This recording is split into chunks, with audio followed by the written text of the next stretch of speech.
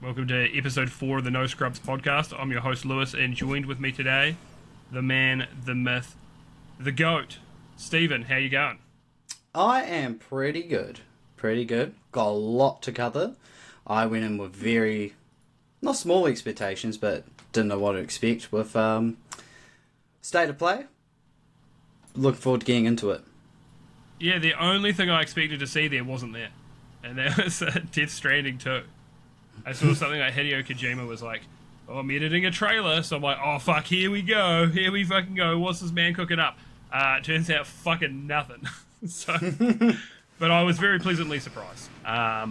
So yeah, very cool. I'm just gonna fucking kick into it, because there's so many fucking games to talk about. But before we get to State of Play, there's a couple of things I want to talk about first. So, BioWare. So, Dragon Age the Veilguard didn't reach EA's expectations, and I mean, maybe EA's expectations are too high, but also Veilguard, I mean, do you know anyone who's played it? I fucking don't. No. And it's one of those games where you look at the stuff people have been criticizing, and it'd be like, oh, that's cherry picked, and it's like, they're kind of just... It looks too Fortnite-y and like cartoony compared to the grimdark groove of the other games. Yeah, I think so too, and I know as well there were a lot of clips taken out of context, but when I saw them, I'm like, yeah, this isn't for me. So Nah. So yeah, they're down to 100 staff now. They are now working on a new Mass Effect, and we just have to see what they can put out. Like, I've never been a BioWare guy personally, but it's sad to see such like a well-respected studio going down this path, because what was their last like major like hit? I guess it was people are mixed on the third Dragon Age game. The name's just escaping me right now. Origins? That's the first one. Not Oranges. Inquisition.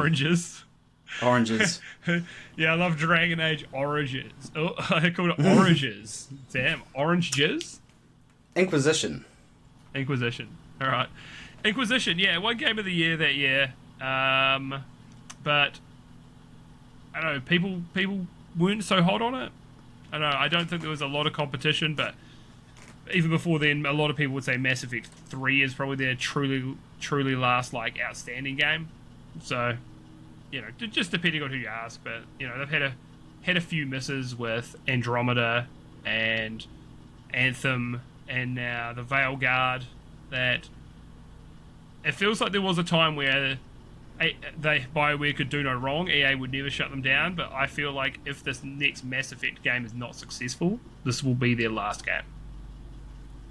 So hopefully not, but look, you know, it's pretty cutthroat out there, and it's kind of a ship of Theseus situation for BioWare now anyway. Like, how many people that worked on Mass Effect 3 are still there?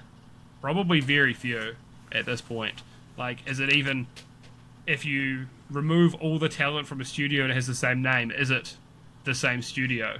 Like, it's kind of, it's one of those kind of situations. Like, you do get in some situations where like any excuse for me to talk about From Software, but Miyazaki, he's got people under him that he's kind of like, he wants them to eventually take over from him. So he's got people, but it feels like it's a difference in like a Japanese mentality to like a Western mentality. He wants the next person. Like Akira Toriyama had his, you probably remember his name. Toyotaro? Yeah.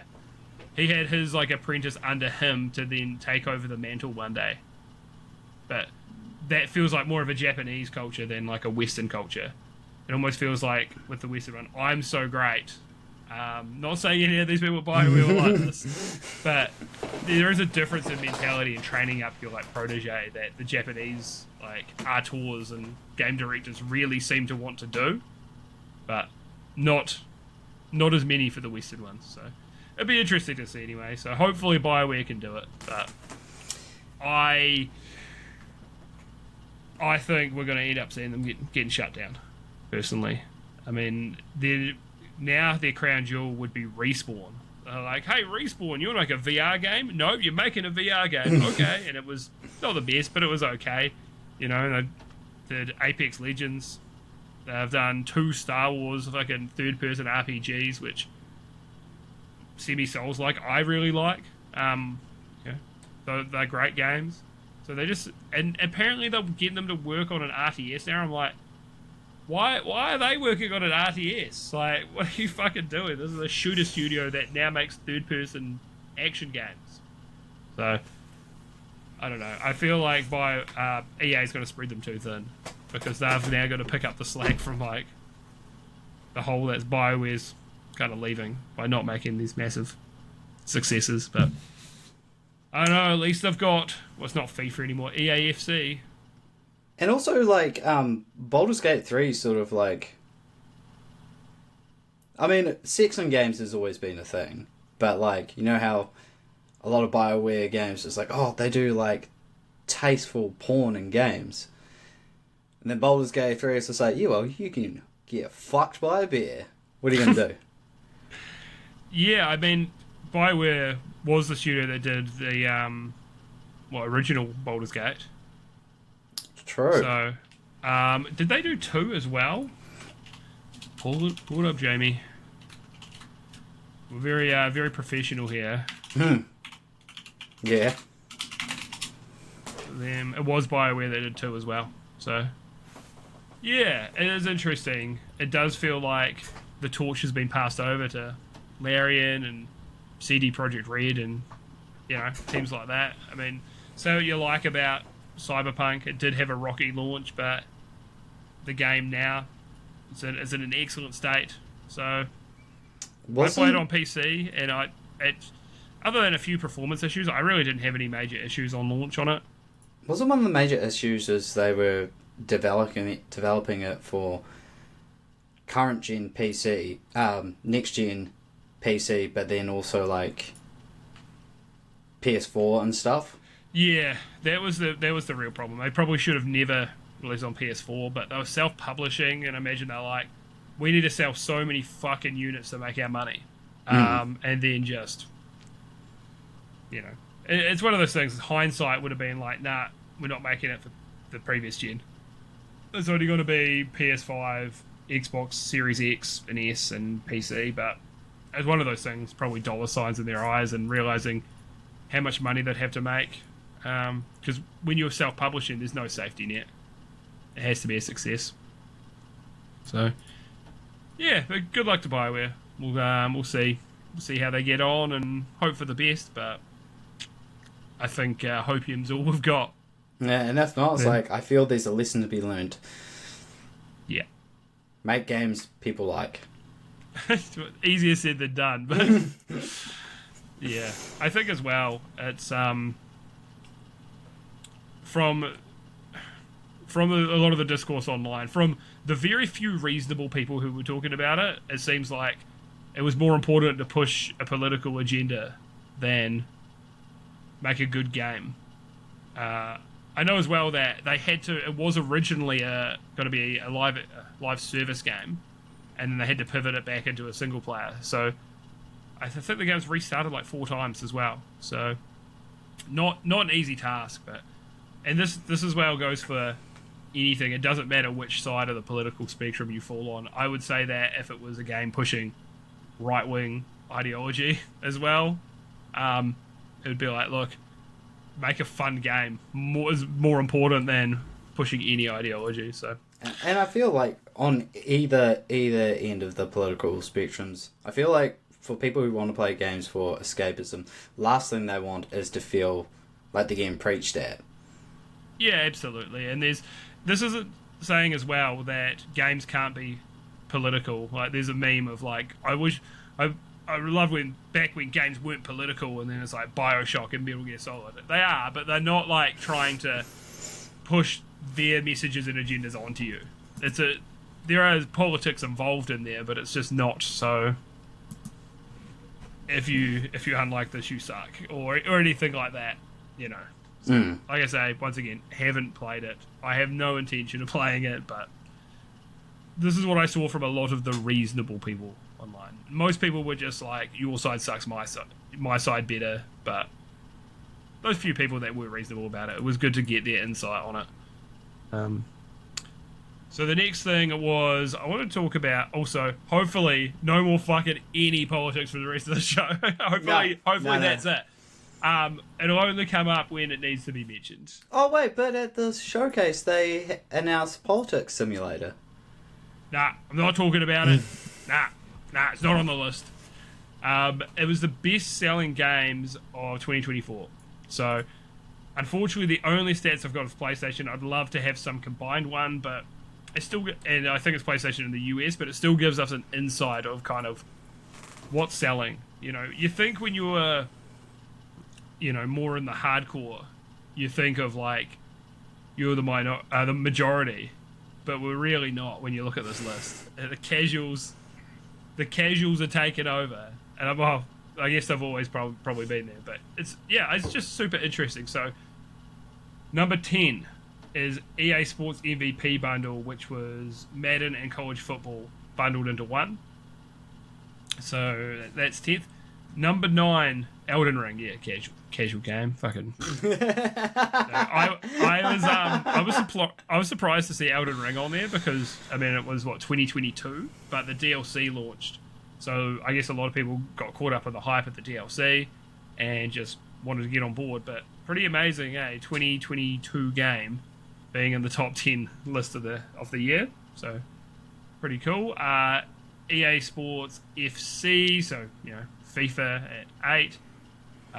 Call of Duty Modern Warfare 3 at 7. That's the I want to say remake, but it sounds like it's a very different game. 6 is Madden NFL 25. 5 is NBA 2K 25. 4 is Dragon Ball Sparking Zero. So that was a pleasant surprise on there. I enjoyed it for what it was. But I think Dragon Ball just has so much, like...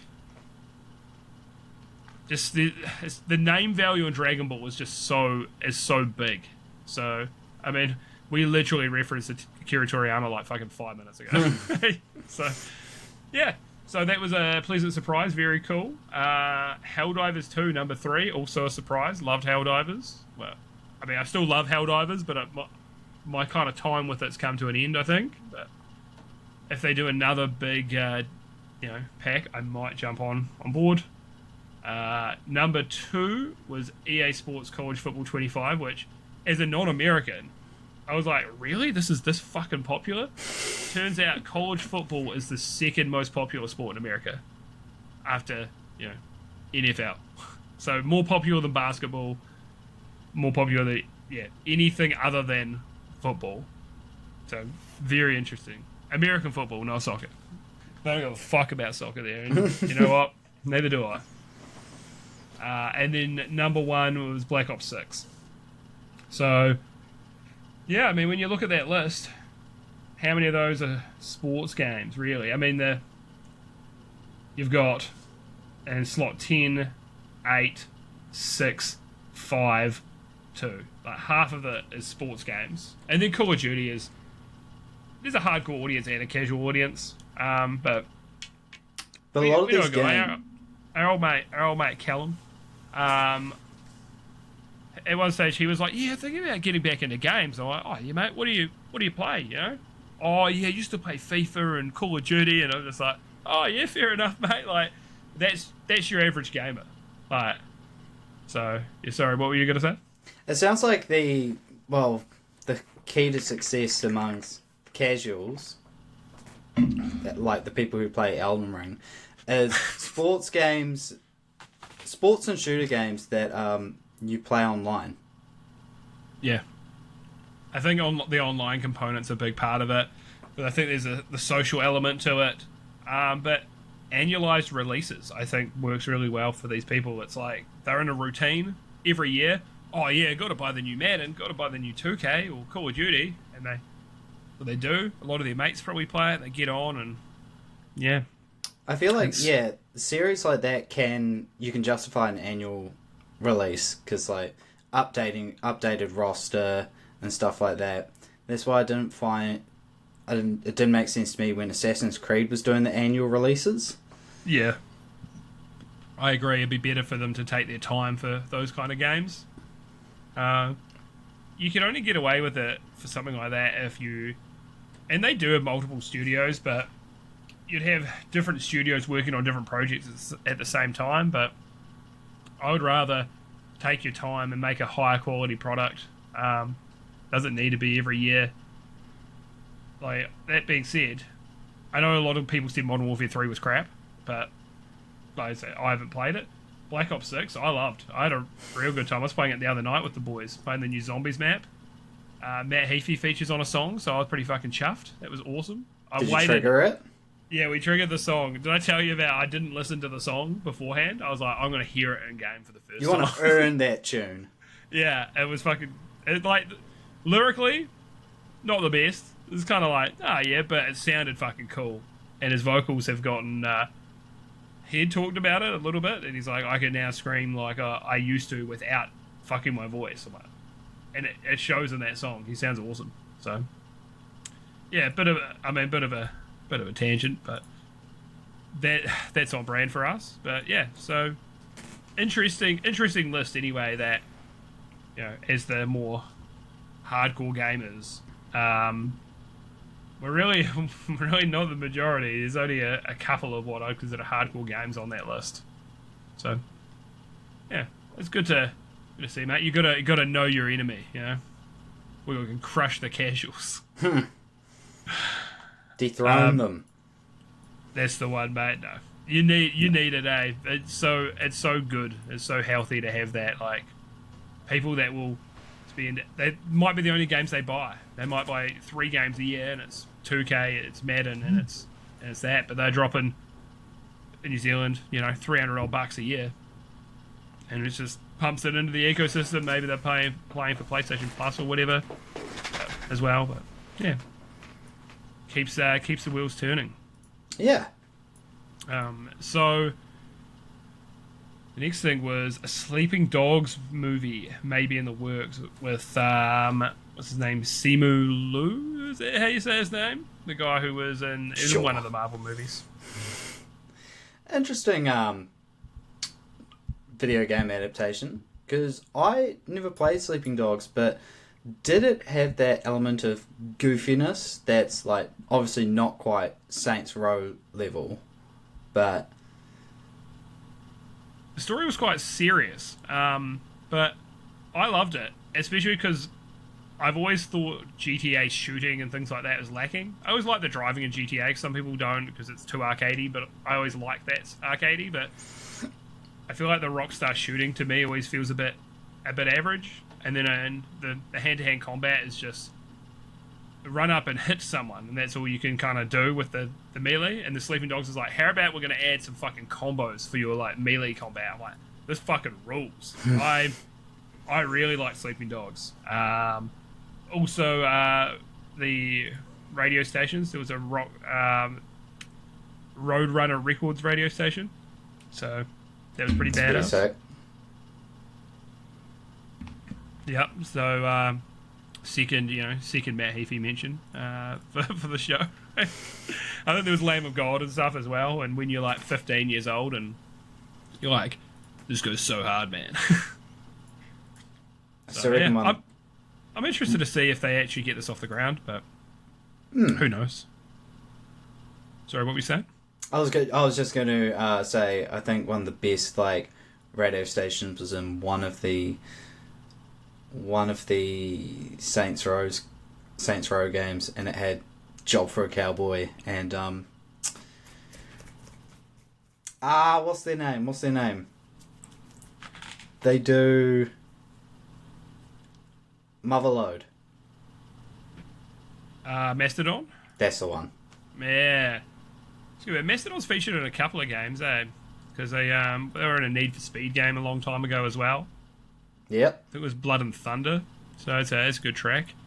It's more of a musical show than I thought it would be, this one, actually. Yeah. Which is good, though. I mean, music's a massive part of video games, so... Yeah, it's... Cyberpunk's metal soundtrack or metal radio was also way heavier than I thought it'd be. There was like black metal and stuff on there. I was like, I don't know if I'm that into this, but fuck it. It's better. I'm not listening to the pop radio. So Interesting. I should see if I can find out what's on there and send you a link, because it's some proper heavy shit and it wasn't mainstream stuff. A lot of it. So yeah, pretty interesting. Pretty cool. So Multiverses is shutting down. So they're doing a last season. So I think it's season 5, final season, and they're like, all right, we're going to make the game less floaty and fast. And everyone's like, oh, why couldn't you have done this fucking ages ago? That was like a lot of people's feedback. I personally didn't mind that it was a bit floaty because it set it apart from a lot of the other like platform fighters. But because we played a bit of it for another show we were going to try to do, and just it was really hard to make it work. So we ended up playing a bit of Multiverses, and I enjoyed it, and I liked that it was actually centered more around 2v2. Yeah. Because most of them are just, you can do 2v2 in them, but most of them are really around 1v1. I enjoyed those little mini games we had to do, like shoot those balloons with the tanks. That one fucking annoyed me. Shoot those incoming rockets. Yeah. It's like, ugh, and we're like back to back. And then sometimes all the power-ups would spawn on one person's side and not the others, and it's like, what the fuck? What am I supposed to do? Hated it when we had to go up against someone playing as Steven Universe. Hate that guy. Yeah, I hate versing him as a character, and I hate fucking looking at him. Fuck you, Steven Universe. If I see you in real life, it's fucking on-site, mate. He's not even a real boy, Lewis. Leave him alone. Oh, but if he was... Oh, fuck it. Who'd have it, mate? Yeah, but I enjoyed Multiverses, so glad to see it going. It sounds like it will be playable in an offline state if you log in by a certain date, but it's I think Warner Brothers, they really fucked up when they were like, oh, people are really enjoying this. Okay, we're going to take it offline for a year or however long. Might have been more than a year. And they brought it back, and barely anything had fucking changed. Some people said it was worse, but it was like, what did you do? You should have just fucking kept it alive while it had, momentum? It had momentum at the time. Should just try to keep it alive, but who knows what Warner Brothers are doing. They, getting their premier studio to make a live service game, so who knows, man? Glug, glug. Yep. That's it, mate. Got to stay hydrated. I got this tickle in the back of my throat, and I'm just trying not to cough just permanently. So it's a constant struggle. But You just be like, hey, we're coming up to Nick. What? you sounded like you're about to give me a fucking wubba lubba dub dub. But I you can didn't. before Multiverses closes down. Oh yeah, we'll get online, do some wubba lubba dub dubs, and close the game. Great idea. Yeah. So Elden Ring Night Rain is coming out, and I'll have more to say about that later, but they showed off 4 characters. So there is essentially, the guy I like the most is a big bird man, and he's more like the defensive, kind of more tanky kind of one of the 4 they've showed off so far. There's going to be 8 all up. So yeah, more of your tank. He's got like a shield and a halberd. And then you've got another guy with he's got a chain, so he seems like more of your general kind of your melee combat, your sword and it's little sword and board, but it seems to have a smaller shield. It's more about just hitting people with your big weapons and so on. He's also got a close range cannon, blow people up. There's a special move that's pretty cool. You have just like a mage, general kind of mage. I think the name was Recluse. So just spell casting, and then there was someone who's more of like an assassin and like building stacks of bleed and so on, and being fast and kind of stealthy and can go invisible as like an ultimate move. So yeah, showing off a bit of that. I'm definitely pumped for that. I believe they it's releasing in May. So into May, I've got a pre-order on that because I'm a sucker for From Software games. They'll get my money every time. But yeah, but I'll have a little more to say about it later as well. So I guess we got to get right into the state of play. The state of it. Oh, the absolute fucking state of it, mate. And the state of it was actually pretty good. So the first thing they showed off was Monster Hunter Wilds. It's a Monster Hunter game. Who would have thought? But it looks really good. I don't think I'm going to play it myself. I couldn't get into World, but it's one of these things I've tried a few times to get into Monster Hunter, and I'm like, oh, yeah, this will be the one. And it never is, so I don't think I'm going to do it this time. But if I get jealous of all my friends playing it, I might boot up World again and just see if I can get into it. Because on paper, it looks like my kind of game. And then I play it, and there's so many of these little systems, and you spend so much time in the hub just running around, your little cat companion, and I'm like, I just want to kill monsters, man. I liked the hub world of World. And Monster Hunter, it's like a game where it's like it has all the ingredients for a game for me to be into, but something just doesn't click. I understand that you're using big weapons to take down big monsters / dinosaurs, but it's not clunky, but it's slow and strategic. And as someone who owns Worlds, I haven't touched it in a while, but just to see if I can get a little bit of an itch for it, I've got downloading Monster Hunter, the one that's on Game Pass. Rise. Because I was about to say Monster Hunter Wilds. Like, nope, that's the game coming out.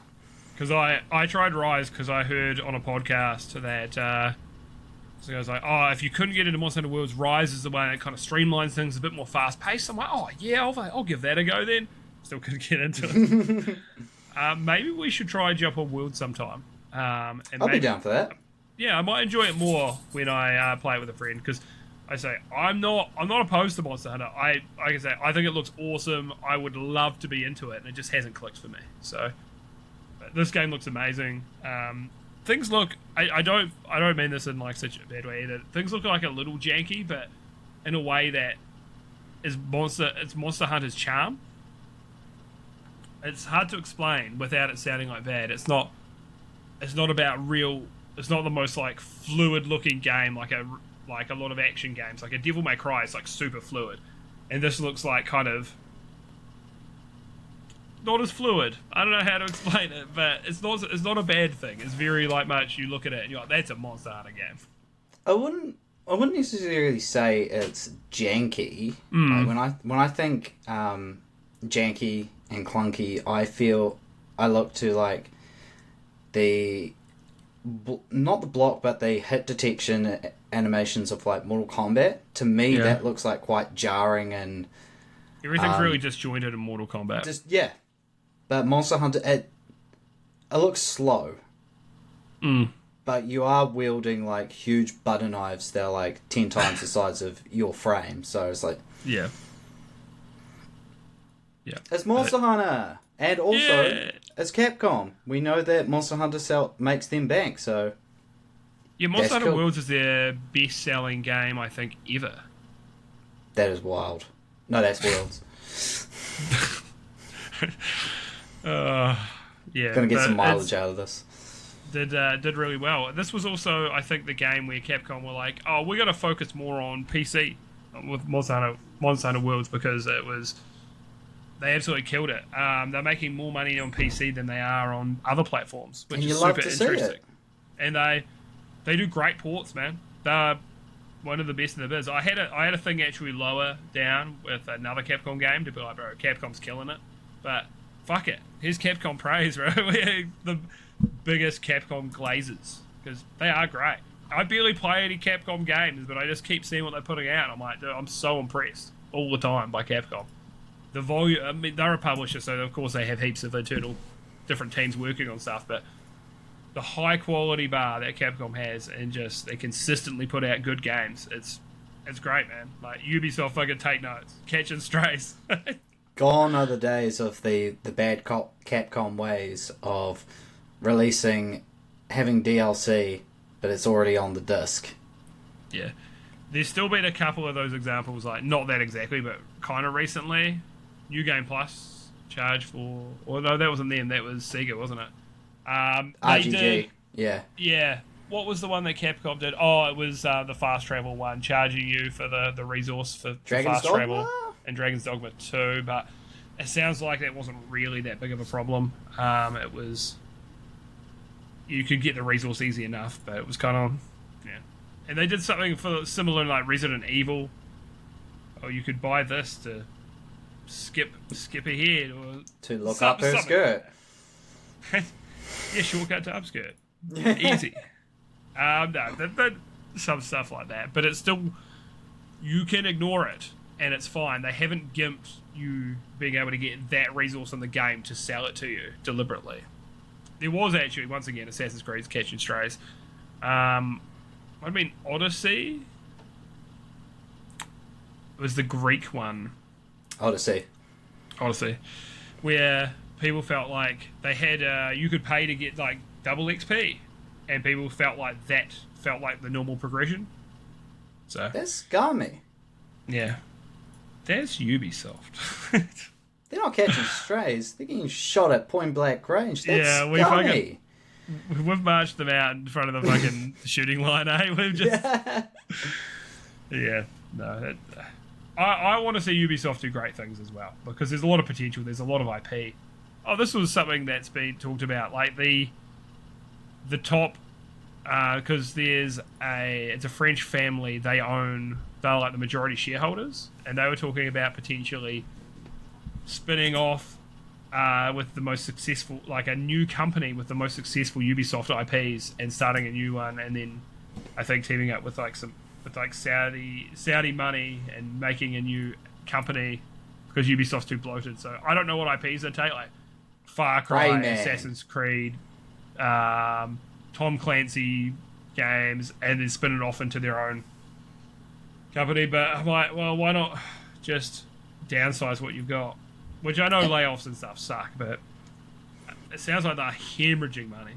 So I know this was about state of play. Okay, Rayman, make a Studio Rayman, where they only make Rayman Studio games. Rayman. Yep. Like I said, no, I know this is about state of play. It didn't mean to be a Ubisoft rant, but, you know, I can't help myself. I just see Ubisoft, mate, I just see fucking red, bro. I just see fucking red. Bodies hit the fucking floor, bro. Fucking... Are you thinking, is Ubisoft in the room with you right now? Because it's pretty red. Oh, no. Not here. No. No. They're not here. They're not going to find me, alright? Ubisoft, don't come for me. Don't come for me, please. Please, I'm a good boy, I promise. So the next game that was shown was a reboot of Shinobi. So it's Shinobi Art of Vengeance. So it's a 2D action platformer. It looks really fucking cool, man. It looks really cool. Like, what are your thoughts on this? From the people who did the Streets of Rage revival? Yeah. Did you ever play that? I did, because it was on Game Pass. It was fine. Yeah. It was fine. That's fair. That's fair. But no, it does look really good. New Shinobi one, because at first I was just like, oh, this is going to be that fucking new retro Ninja Gaiden game, and I was like, which also looks awesome. Which also looks really cool. And I was just like, oh, it's not. But I was pleasantly surprised. Yeah, it looks really good. So I'm interested to see more. I do think from what we've seen so far, I'm probably more interested in the Ninja Gaiden game, but both could be good. More of this is good. I do want to see more like lower budget games like this, 2D platformers and things again, because it's getting so expensive to make AAA games. What, Spider-Man 2 was like $300 million or something. Also, Kingdom Come Deliverance 2 was $40 million to make. The game's fucking massive. Also made out of Europe and not, in California. So that's a big there's a big cost difference right there, just in terms of labor. But yeah, crazy that about $40 million US. Converted from whatever their currency is. I'm not sure actually where they're based, but yeah. So I would like to see more, lower budget games as well. Not everything. There's still a place for these massive AAA games, but it's just going to get harder and harder. Like, you have one miss, and it could be just good night. Imagine if it's Spider-Man, so it's fine. Of course, it's going to sell, but $300 million and you miss. I mean, Concord was, I think, between the two publishers, between Sony and the original publisher, probably Monsters, I think their name was, it's $400 million. So $400 million and that to miss, that's fucking crazy. So AAA development's just gone a little too silly on how much it costs. On the Shinobi game coming out, like, again, while I was initially excited, I was like, ooh, Ninja Gaiden. I was just like, no, the combat and the way you can traverse the stage looks mint. This is going to sound real dumb, but comparing it to the retro Ninja Gaiden game coming out, it just looks too... the art style just looks a little bit too comic book clean. I liked it how... it's not that it absolutely doesn't look like it's run on Flash or anything, but to me it just looks a little bit too... almost like someone's like gotten paper cutouts and ironed them onto a surface. Oh yeah, I get that. Yeah, but that's also an art style choice, so I don't think I'd care as much about the art style playing it, because it looks fun. It does look like a fun game, and thank you for getting us back on track. Where the fuck was I? Holy shit. Man shouts at Ubisoft. So another thing about Ubisoft. Rayman, where are you? What have you done to him? Shout out to Rayman. Shout out Rayman in the chat. So yeah, the next one was Sonic Racing Cross Worlds. Have you played any of the Sonic Racing games yourself? I dabbled that one of the karting games. Shit, my library. It was Team Sonic Racing, and I found it was fine. I liked in the trailer that scene where they're driving alongside driving on a dinosaur. Like, stages looked cool. Yeah, the stages did look really cool. That's the kind of shit. Cool. That's the kind of shit I like to see in these kind of games. Just outrageous stages and things, and theming them after levels in the Sonic games and stuff. Like, the Sonic Racing games are decent. The problem is they're not Mario. Mario Kart. Yeah, and that Crash Team Racing remake was really fucking good as well. So we'll have to see. Sega's doing good things at the moment, and they're actually doing pretty good things for Sonic. So yeah, it could be good. We'll see what it's like when it comes out. Anyway, not probably the top of my list, but I'd give it a go on sale. Looks like a bit of fun. Looks fun. I liked that that transition from, I think it went from being in the car to being on a hoverboard. Yeah, vehicle variety makes these things always quite interesting. People, and that mechanic where it reminds me a lot of Ratchet and Clank, where the ring opens up and it sort of, you drive through it and you go to like a different part of the map. Oh yeah. Clean transition. Yeah, so might need to be installed on an SSD. So just watch out for that. But yeah, it looks really cool when they do stuff like that. I'll wait for it to come on sale. Yeah, for me personally as well. But who knows? It could be good. The next one, Digimon Story Time Stranger, which the name's kind of dumb. I'm going to be like, Time Stranger? I don't know, man. My notes say... Cyber Sleuth. Yeah, I played a little bit of that, actually. Cyber Sleuth. But I got to a point where I was like, I'm just kind of bored of this. Yeah. I put maybe 20 hours in, and I started off liking it, but the battles just felt quite... After a while, just felt like repetitive. So then I started putting on an auto battle because I was like, yeah, I just want to get through it, and then I got bored of that as well. Even from the opening footage, like I was just like, oh, this is going to be like ReFantazio. It's going to be like a Atlas Persona Persona game. Like, oh, it's Digimon. Man. Yeah. So my notes were weeb shit, Persona vibes. Yeah, with that art style. It's not a bad thing either. When I say weeb shit, it's just like I saw like their very anime aesthetic, and I saw the characters running around looked very Persona. I've heard it is also a turn-based RPG, so it could be good. We'll have to see. We've had plenty of good RPGs last kind of few years. So yeah, I say few years, but Persona 5, when they come out in like fucking, what was that on PS3? Was it actually? No, it was PS4. Was it PS4? What year did Persona 5 come out? Because I originally had 5. Oh, yeah, no. Oh, it was released on PS3 and PS4 in 2016. Doesn't count. Japan. You're a liar. And worldwide in 2017. So, yeah, it was also on it, but I think more people probably played it on. Yeah, it's... Jeez, yeah. If I can... What am I saying now? People saying it was released 10 years ago, blah, blah, blah. All right. That's enough reading. I don't need to do that. That's enough reading. Goes back to the doc.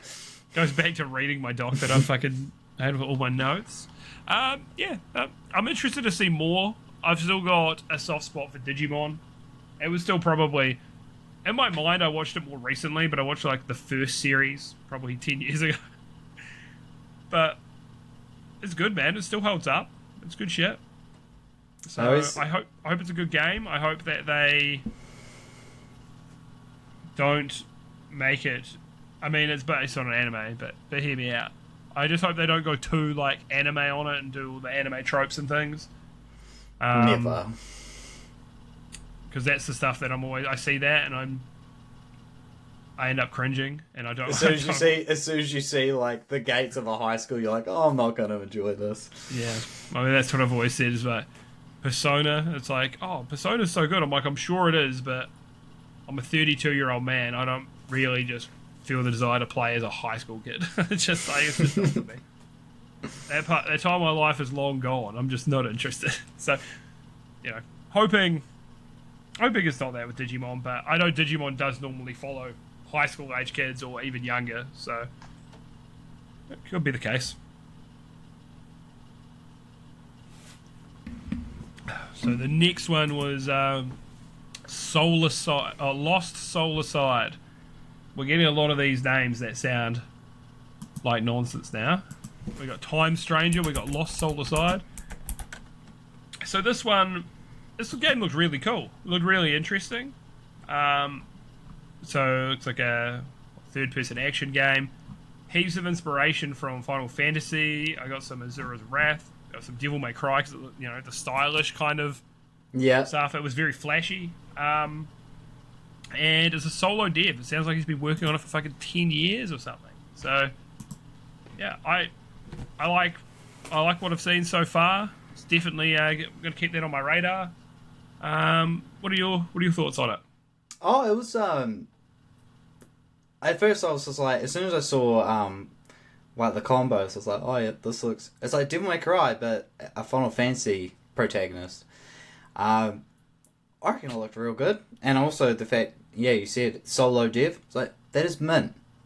Yeah, it looks like a massive game for well, we don't know how long it is, but in terms of like the visuals and everything, and the game looks very high production quality for a solo dev. Like, yeah. So well done, to that dude. He's looks he's fluid, killing it. Looks fun. Hopefully it sells well and he becomes a fucking millionaire overnight, Love those success stories, and We love a come up. Well, hey now, all right? Don't. I love a come up. All right, there we go. Don't put words in my mouth, Stephen. This the underdog must fail. Yeah. No, it's really cool. So hopefully it will be great, and he'll have a heap of success because it looks awesome from what we've seen so far. Especially though, it's probably just a scripted event. That scene where the dude's like looks like he's walking on the surface, and then like it looks like the area he's walking on is bending. It's funny because it like one of the stages they showed off looked like feudal Japan fighting a big dude, and it kind of looked a little Soulsy, like with the dodging out the way. Now you've got my attention. Yeah.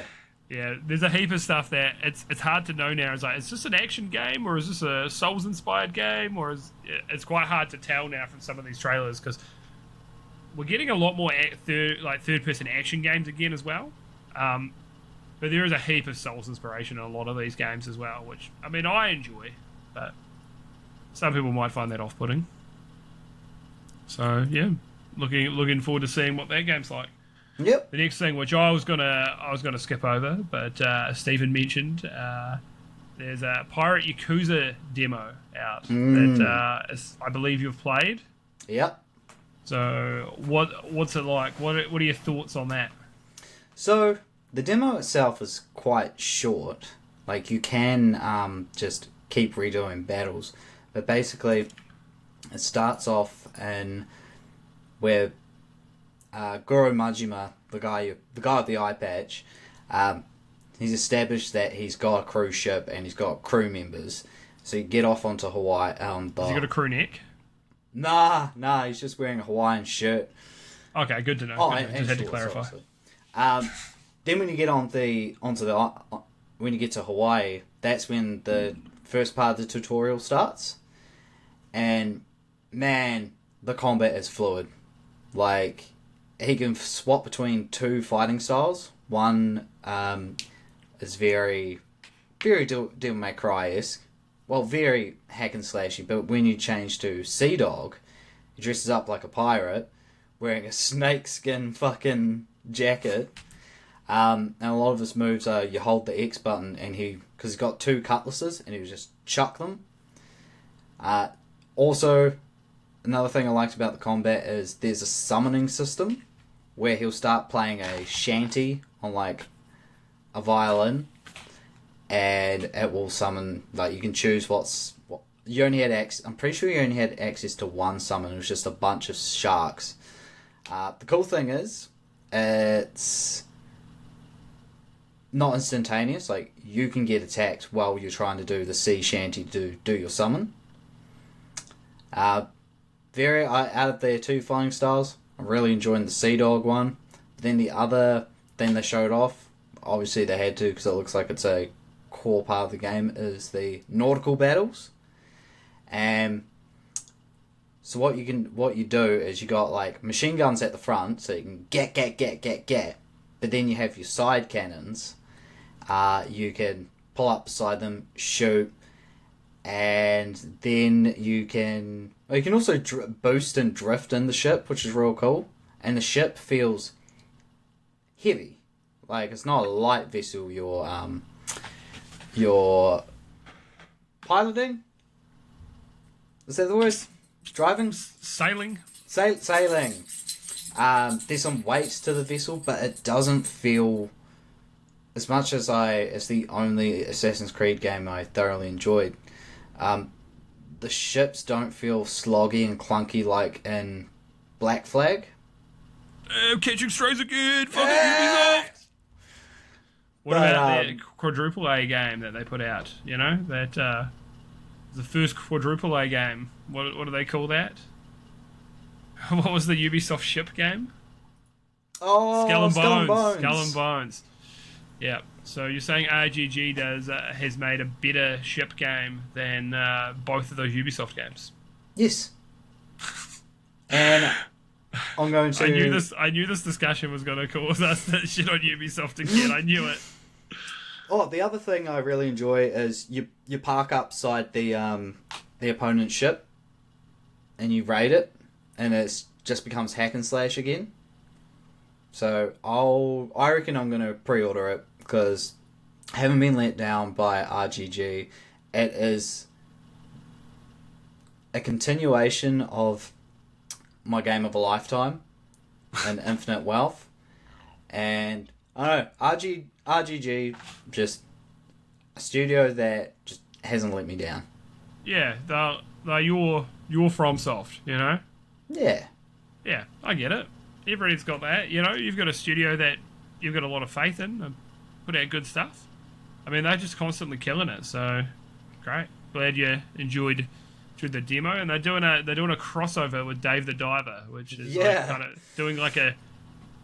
Speaking before of Streets of Rage 4, it looks like that kind of 2D like beat 'em up kind of game that and Dave the Diver. So it looks like a bit of fun.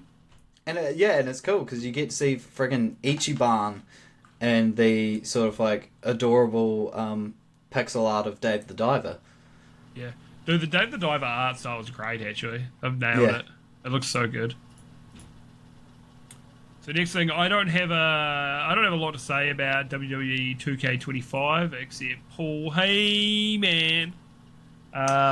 That's you know, they're like, there's an island and you can do this, and it's kind of like Korea mode from the NBA 2K games, but you're on an island now, and it's a way to really sell you microtransactions. So The way that because I've dabbled wrestling games in the past. One game I had like 200 hours in.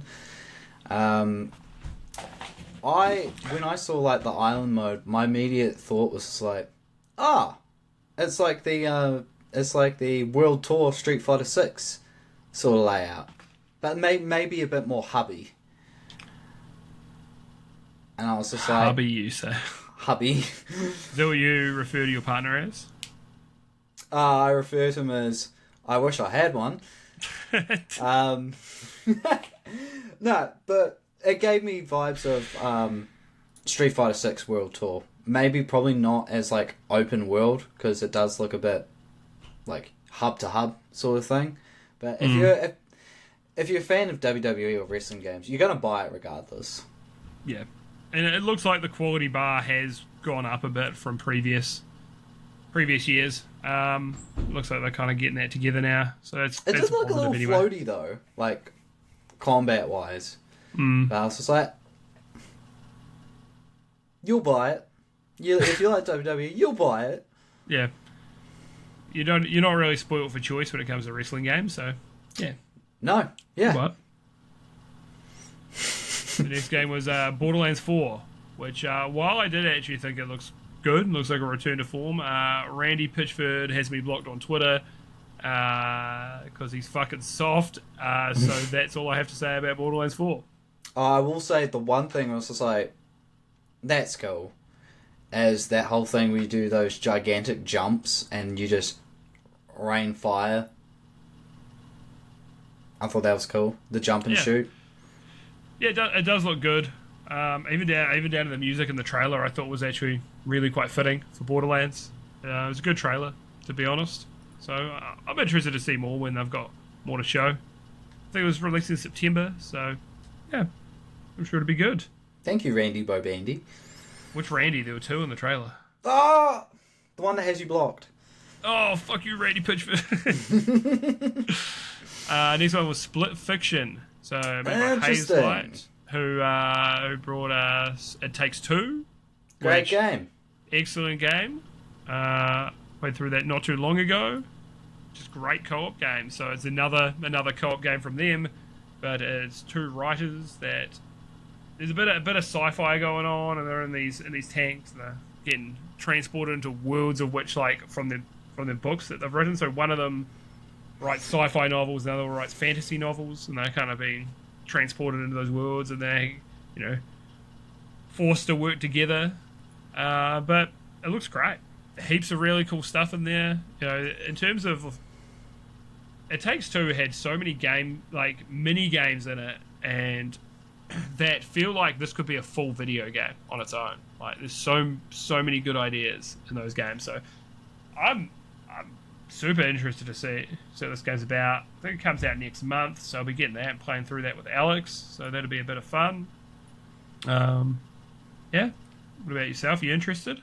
I am, because I played It Takes Two with my mate Gage, and we loved it.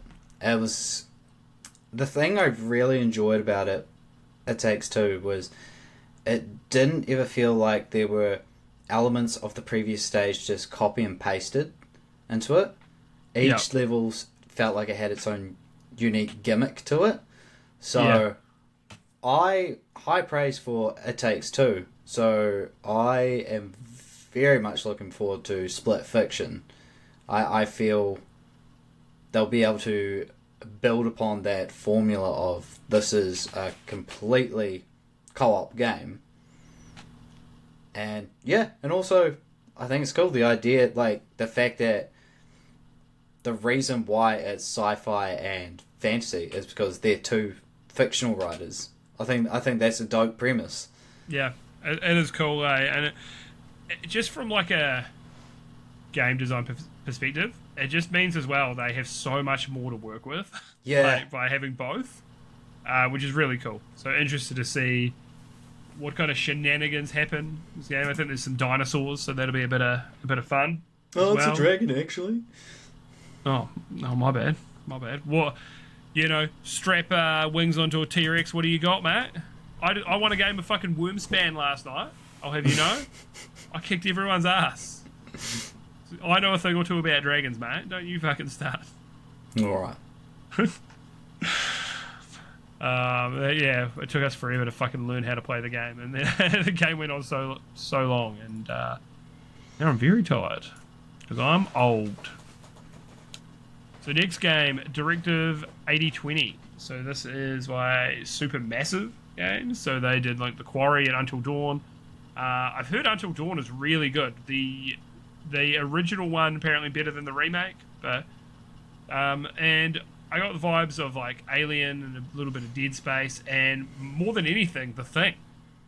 Yeah. In terms of the types of how the monsters or aliens or whatever kind of how they appear. All you see in the trailer is, I guess it's kind of spoilery if you just want to go into it blind, you can skip it like 10 seconds, but you see people that look like they've been taken over by something. They think it's their friend, but it's not. It's kind of like The Thing. Very Cronenbergian. Like very like with that scene of the lady who looks like she's got just bubbles, or she's just half the side of her face is morphing, and she's running to the door and it slams shut, and it's like that just looks like a Cronenberg body horror. It's like, but that's cool. Yeah, it looks really, really good. Usually not my type of game because they're very much like quick time events and things like that. It's more about that than you playing the game. But it looks good, man. I'm looking forward to seeing more. It's definitely on my list of things I'm interested in seeing more about. Yeah, good to see. Good to see them, because like I said, a lot of people didn't like The Quarry, so hopefully this is a return to form for them. Anyway, the next game, all right, Five Nights at Freddy's, Secret of the Mimic, first-person horror game. I gotta say, the trailer was kind of fucking good, man. I've never played a Five Nights at Freddy's. I don't have any interest in playing any of their games, really, but I saw this and I'm like, man, this looks really good on this trailer. Like, so I'm keen to see a little more. I'm not massive into horror. I like, love Dead Space and Dead Space 2. I still haven't finished Resident Evil 2, but I need to get back to that. I enjoyed what I played of that. But this game looks good. I know Five Nights at Freddy's is a meme, and it's like, if you've played it, you're a zoomer, or actually, if you've just watched YouTube videos of other people playing it, That's kind of the whole thing, and the fan base is kind of cringe, but I was legitimately like, this game looks actually pretty damn good. This could be your FNAF gateway. I don't think so. I feel like out of principle, I couldn't do it. I'm just not one of those guys, you know. But He's like, here, would you like to try Five Nights at Freddy's 2? Nope. it's that regular show, they're holding up the book and the guy just like fucking limbos under them, like, whoop. Yeah. I mean, if it is really good, then there is a chance, but There's a high chance you'll watch your favourite YouTuber play it. Oh, dude, I can't wait to watch PewDiePie or Markiplier or Jacksepticeye play it. God, those are my guys right there. I don't have a problem with any of them. I just don't dabble. I don't know, Markiplier's got a big ass neck. Man, he got a thick, juicy neck on him, mate. Give me a run for my money. This bad boy. Whew. Markiplier could drink jars of peanut butter. And he does.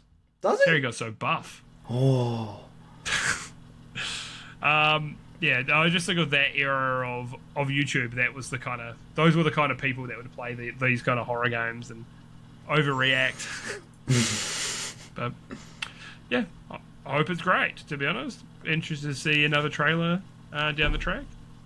This next game, this is a game I might actually get.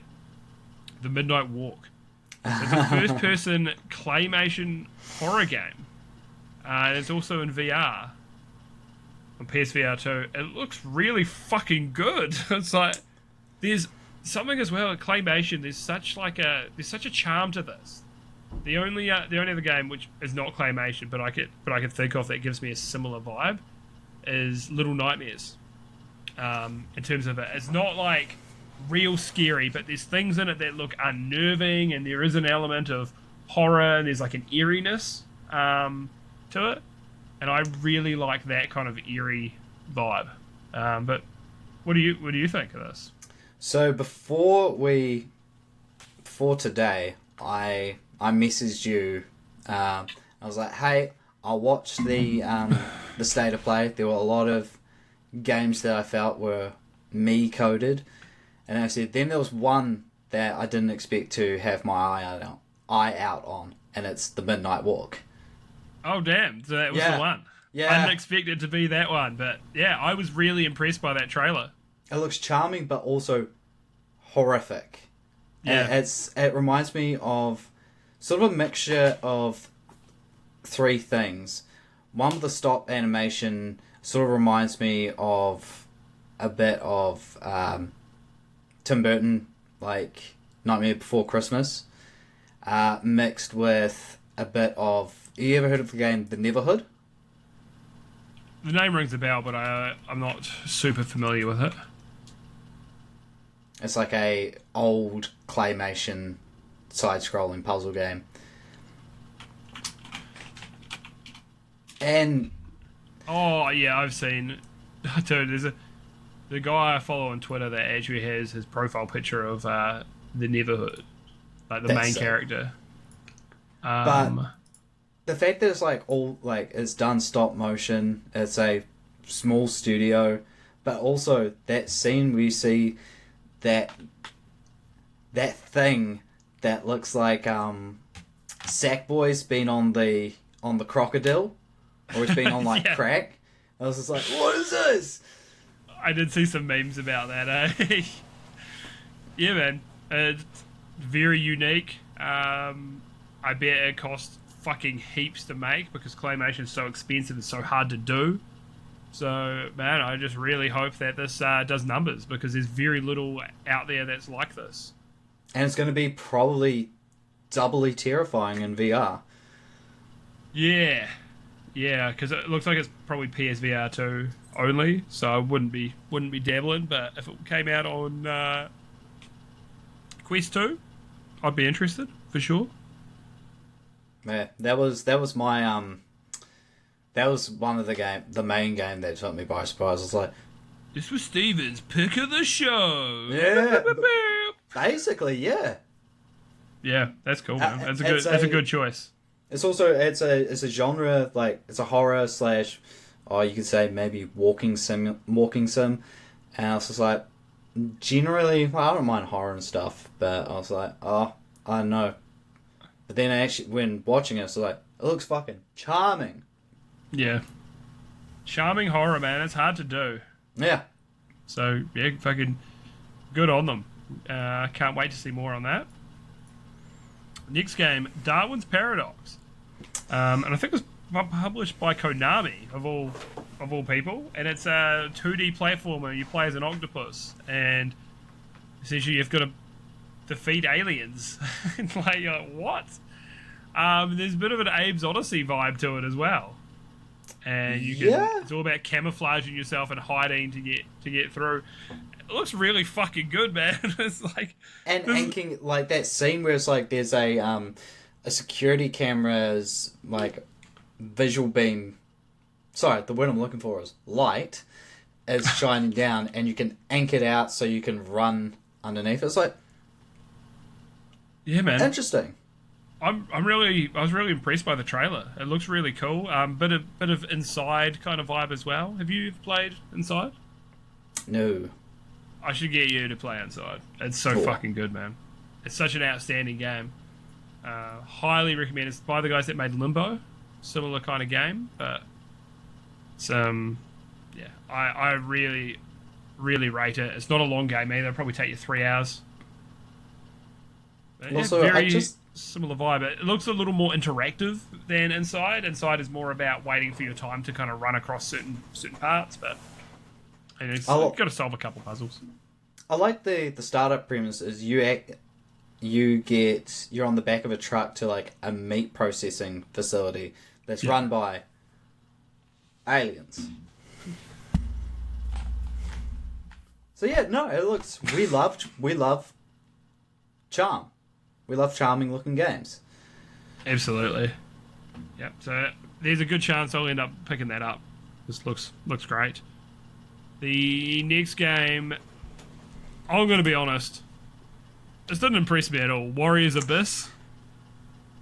It looks like it's a roguelike, top down, and it's like a Dynasty Warriors or Warriors Orochi kind of, based on them. And it's a Warriors game.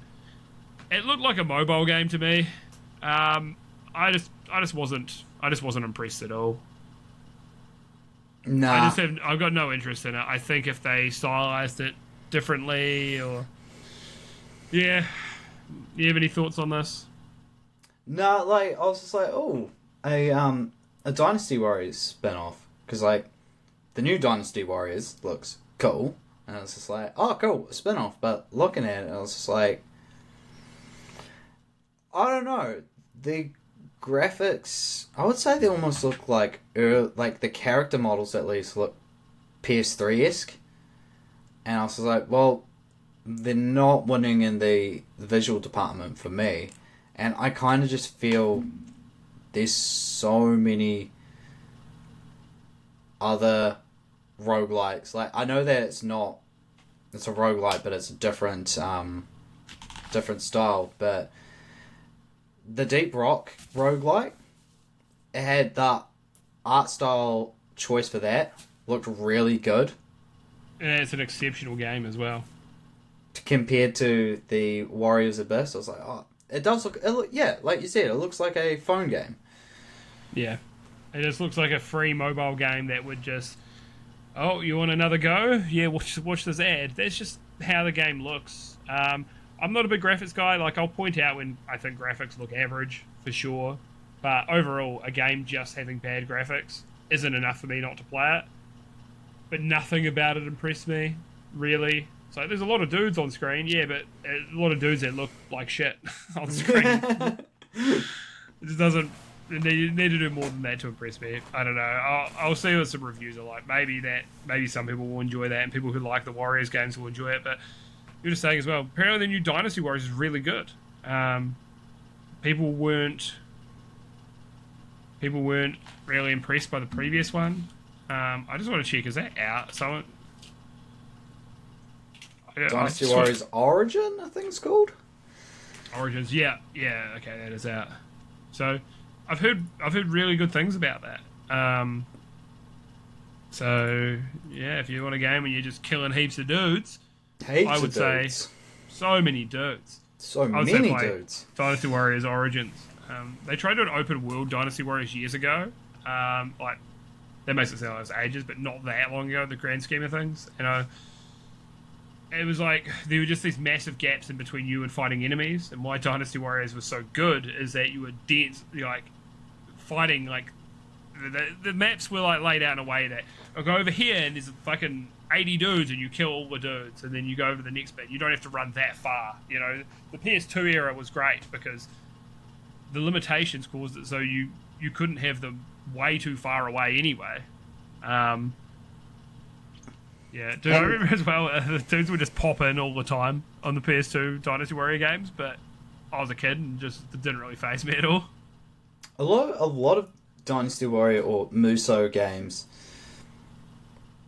they're not groundbreaking, but fuck are they fun. Yeah. I play I haven't touched in a while, but I played the One Piece one, One Piece Pirate Warriors 4, and I was like, it's a Muso with a One Piece character skin over it. It's like, but the gameplay looked still fun. Yeah, there's a couple of Legend of Zelda ones that were Dragon Quest? Hyrule Warriors. Yeah, I think they could be done well.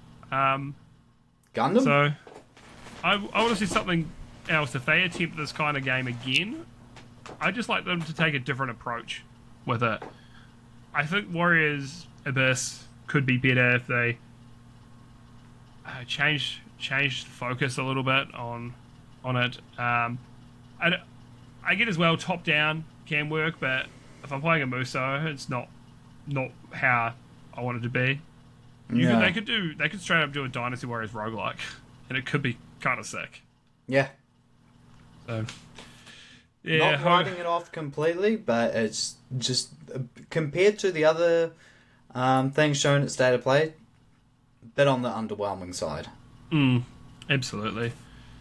So they've done it seems like a remaster or a port. I think it's been up-resed of Onimusha 2. Are you a Onimusha fan? I realised I spelled it wrong here. But yeah, I've I'm never glad dabbled they're doing either. this.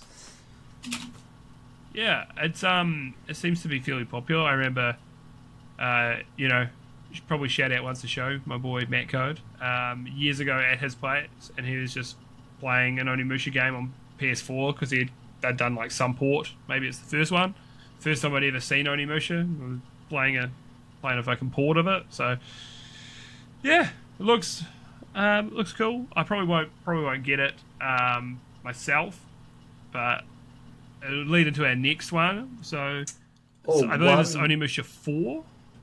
What I was going to say, the good thing about the re-release of 2, with the new one coming out, is I feel like it's a good point where it'd be like, oh, the new game looks real good, but I don't know about mechanics or story plot points or anything. So okay, well, I'll give the HD report a dabble and be like, okay, I can vibe with this. For me, it was the other way around because Way of the Sword looks really good. I was like, maybe I give that a go, and then maybe I go back to the old ones if I enjoy the new one. But yeah, it looks really nice. Cool. They've changed the formula a bit, but third person action game, and there's definitely a bit of like Ghost of Tsushima and stuff in there, and it looks like there's a bit of comedy in there as well. There's a scene where he's about to be overwhelmed, and then he just sees not a Marvel kind of quip, but he says a little funny line and then runs away. I'm like, oh yeah, no, it's basically like, I can take everyone on. And it's just like, basically he's like, oh shit, and just gaps. I was like, that had me laughing. That had me laughing too. Like the humor looks great. I'm not super familiar with Japanese actors, but apparently he's like a big deal. He's like been in a lot of like samurai films and things like that. So people are very excited to see him in there. So definitely a game you probably want to play in Japanese, I would say. Yeah, looks awesome. This is where Capcom's killing it. So yeah, shout out to Capcom. Shout out to Capcom for showing love to like their older IPs. Yeah, and a lot of the time, So while they haven't done it here with Onimusha, but they are like, oh, you like Mega Man? Here's a fucking collection, mate. Here's 10 games. Fucking go nuts. Really, really good at doing that. They've always done that with like old Street Fighters and things as well. Yeah, they're really good at keeping their old games alive. Yes, they'll charge you money for it, but look at you try to buy a Pokemon game, right? If you try to buy Pokemon Black or Lake 2 or something, you're looking at like if I got $100 to buy these old ass games. It's sometimes more than that to just get a fucking cartridge. Pokemon Emerald, it's like $150. You can't buy a digital copy of it. Nintendo just like, nah, we're not gonna do that. Nintendo and Game Freak and the Pokemon Company, nah. I still love that story of like, you know, them showing love to old IPs when they did the Marvel vs. Capcom collection, and because they've better netcode for online, people just decide to jump online. They're all getting fucking bodied by Justin Wong. Yes, and I like how people like think of it like Justin Wong because of the Street Fighter. Is it Street Fighter Third Strike? Yeah, the one where he gets by Daigo. Gets parried. I think it's Daigo. Also a fucking legend of the game. Yeah. Both of them, but people associate that mostly with Justin Wong, and people just their first ever game of Marvel vs. Capcom getting bodied by Justin Wong. Like, what the fuck? People just forgot how fucking elite he was at those games because people remember. I remember that time that Daigo just parried all his fucking things and killed him. Dude, he is such a legend of the game. It's insane. And he just doesn't get the respect he deserves because of that one moment. Nah, I believe he's the best Marvel vs. Capcom player of all time as well. Yeah. So, shout out. Put some respect on the GOAT's name. He's such a humble and funny dude as well, man. I really like Justin Wong. He's a good Twitter follow because he always leans into the memes of this. People will make like, oh, does anyone like my new dinnerware? And it's just like looks like the scene of where he's getting parried. He's like, you guys need to stop. But he just leans into it. Yeah, dude's hilarious. Shout out Justin Wong and shout out Daigo. Yeah, man. I just thought Daigo was still playing at a pretty high level as well. I think though I was watching Street Fighter V tournaments and he was doing really well still, but not like number one, but he was getting a lot of like top 8s, which is still massive because he's in his 40s I think now as well. Like he's not a young man. There's so much muscle memory there, even though you know the hands aren't what they used to be. There's a whole thing as well in esports where you hit 30. A lot of 30-year-olds start falling off at esports. Reaction times is not what it once was. So many fighting game players that just have so much muscle memory that they're still fucking good at that age, which is awesome. Next game was Metal Gear Solid Delta Snake Eater. So there's a remake of the third game? Yep. So, third Metal Gear Solid, not like the OG Metal Gears, because I think there's 2 of those on like the NES or SNES. I don't know, I haven't fucking played any of them, I'll be honest. Metal Gear Solid's a franchise I actually really would like to get to, but they are very convoluted and very wanky. Controls, very wanky, very pretentious, but there's a lot of good shit in there as well. So game like this, Delta looks beautiful though. Looks really good, and it's cool seeing Konami being as much as him, Konami, John Konami, the man. Hideo Kojima aren't on good terms. It looks like they're showing a lot of respect to this, which is really good. So, yeah, I'm sure it'll be great. There was one thing that I thought was pretty cool at the end is. So I remember a friend lent me for PS2 Snake Eater, and there was a mini game. Was it Gammy? It was Gammy. Hey, called it. Where it would incorporate the apes from Ape Escape into it. Yep. So that explains why they showed that Ape Escape ape at the end. Yeah, because they would have had to get permission for that as well, because it's with Sony and who was it? I think it was. Oh, I can't remember the name of the studio, but essentially the only one that's left is Asobi, who did Astrobot, but they were part of the same. So was it Studio Japan that did Ape Escape? I think. Yeah. So it's owned by Sony. So yeah, they had to give permission for that, I imagine. But that's cool. It's nice to see that they're still doing that. Dude, it's time to do another Ape Escape game. It's been long enough. Yeah. They really need to bring it back and just give it new controllers because those controls are fucking horrific. The PS2 games just didn't. Did you know there were PS2 games? I only learned that recently. Because I remember when I was younger, me and my friend, I was staying the night with my mates, and we went to like a video rental place. Did you top and tail? Always. Nah, I slept on the couch. Yeah, fair enough. And we got out rented out two games. There was Ratchet Gladiator. Basically played that till 3 a.m, finished it. But then there was like an Ape Escape game for PS2. I was just like, they're still making these? And it was, from what I remember, it was fun, but I didn't have the nostalgia for it like I did the first Ape Escape.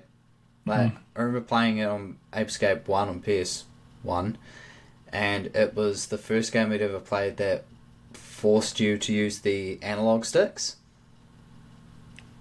Yeah, it's like using the net, you had to use the right analog stick, and I think you turned the camera with like either L1 and R1 or L2 and R2.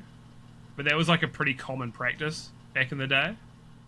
I do not miss shoulder button camera rotations. Yeah, that shit fucking sucks. Kingdom Hearts was still doing that on PS2. Like it was a whole thing.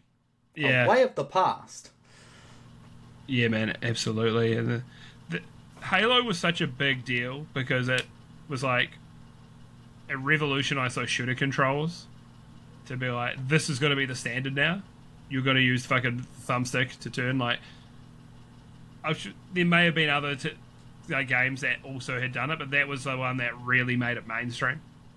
And you're like, this is what it needs to fucking be. And then you could actually shoot. Like, Time Splitters you controlled with both sticks, but like Time Splitters 2, it was still really, really awkward. You didn't actually have a crosshair unless you held down a button, and when you held down the button, you moved your cursor over the screen and you couldn't actually turn the camera anymore.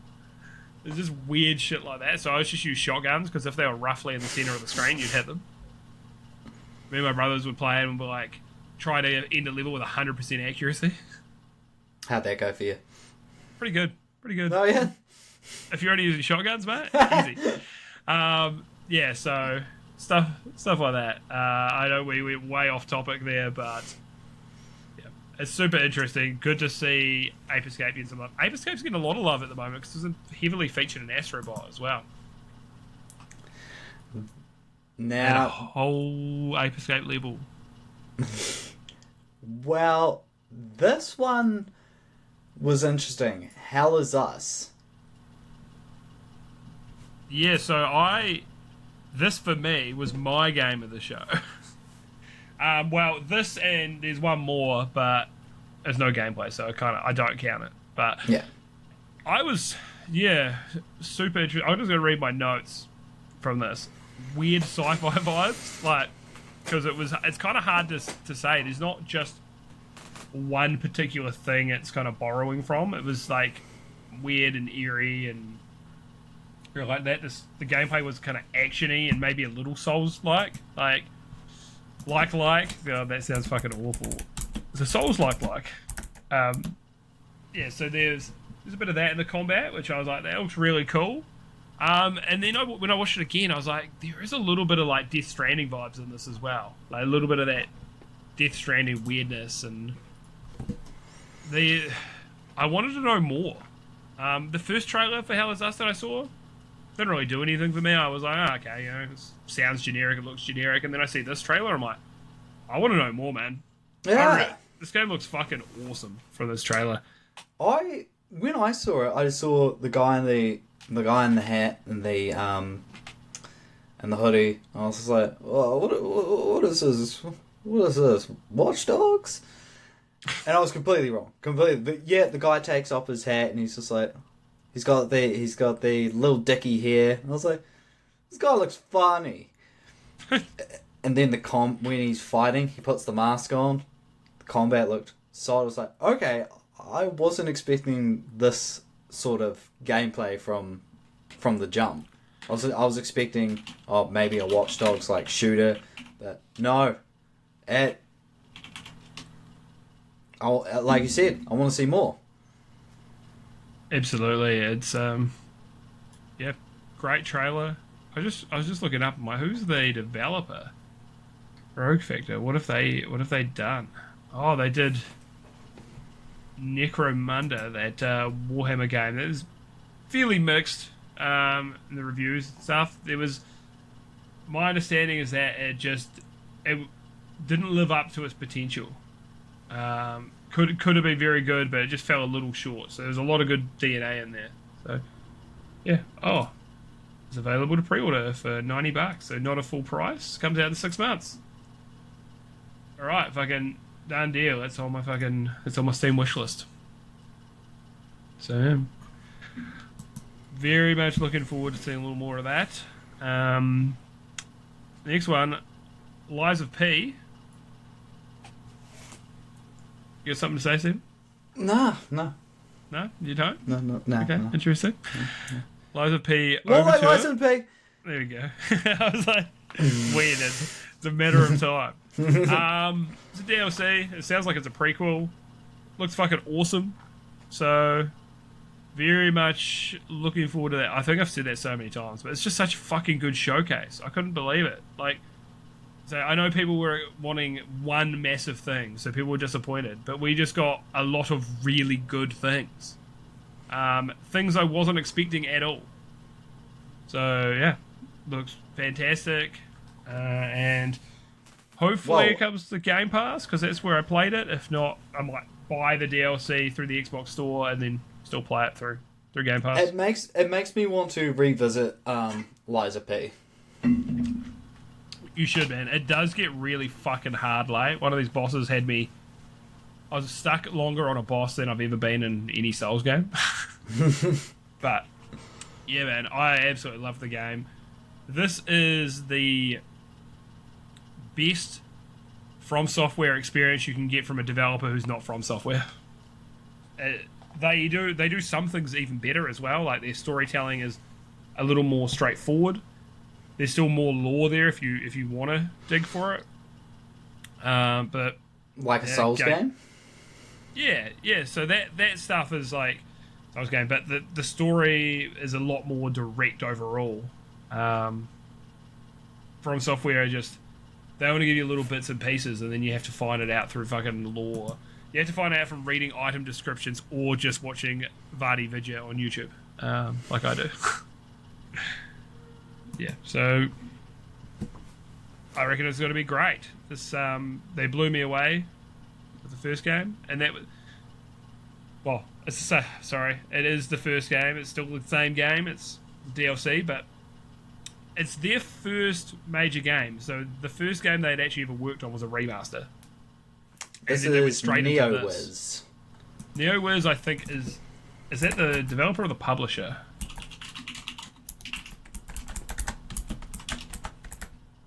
Oh, no. Oh, Round 8. Round 8 is the developer.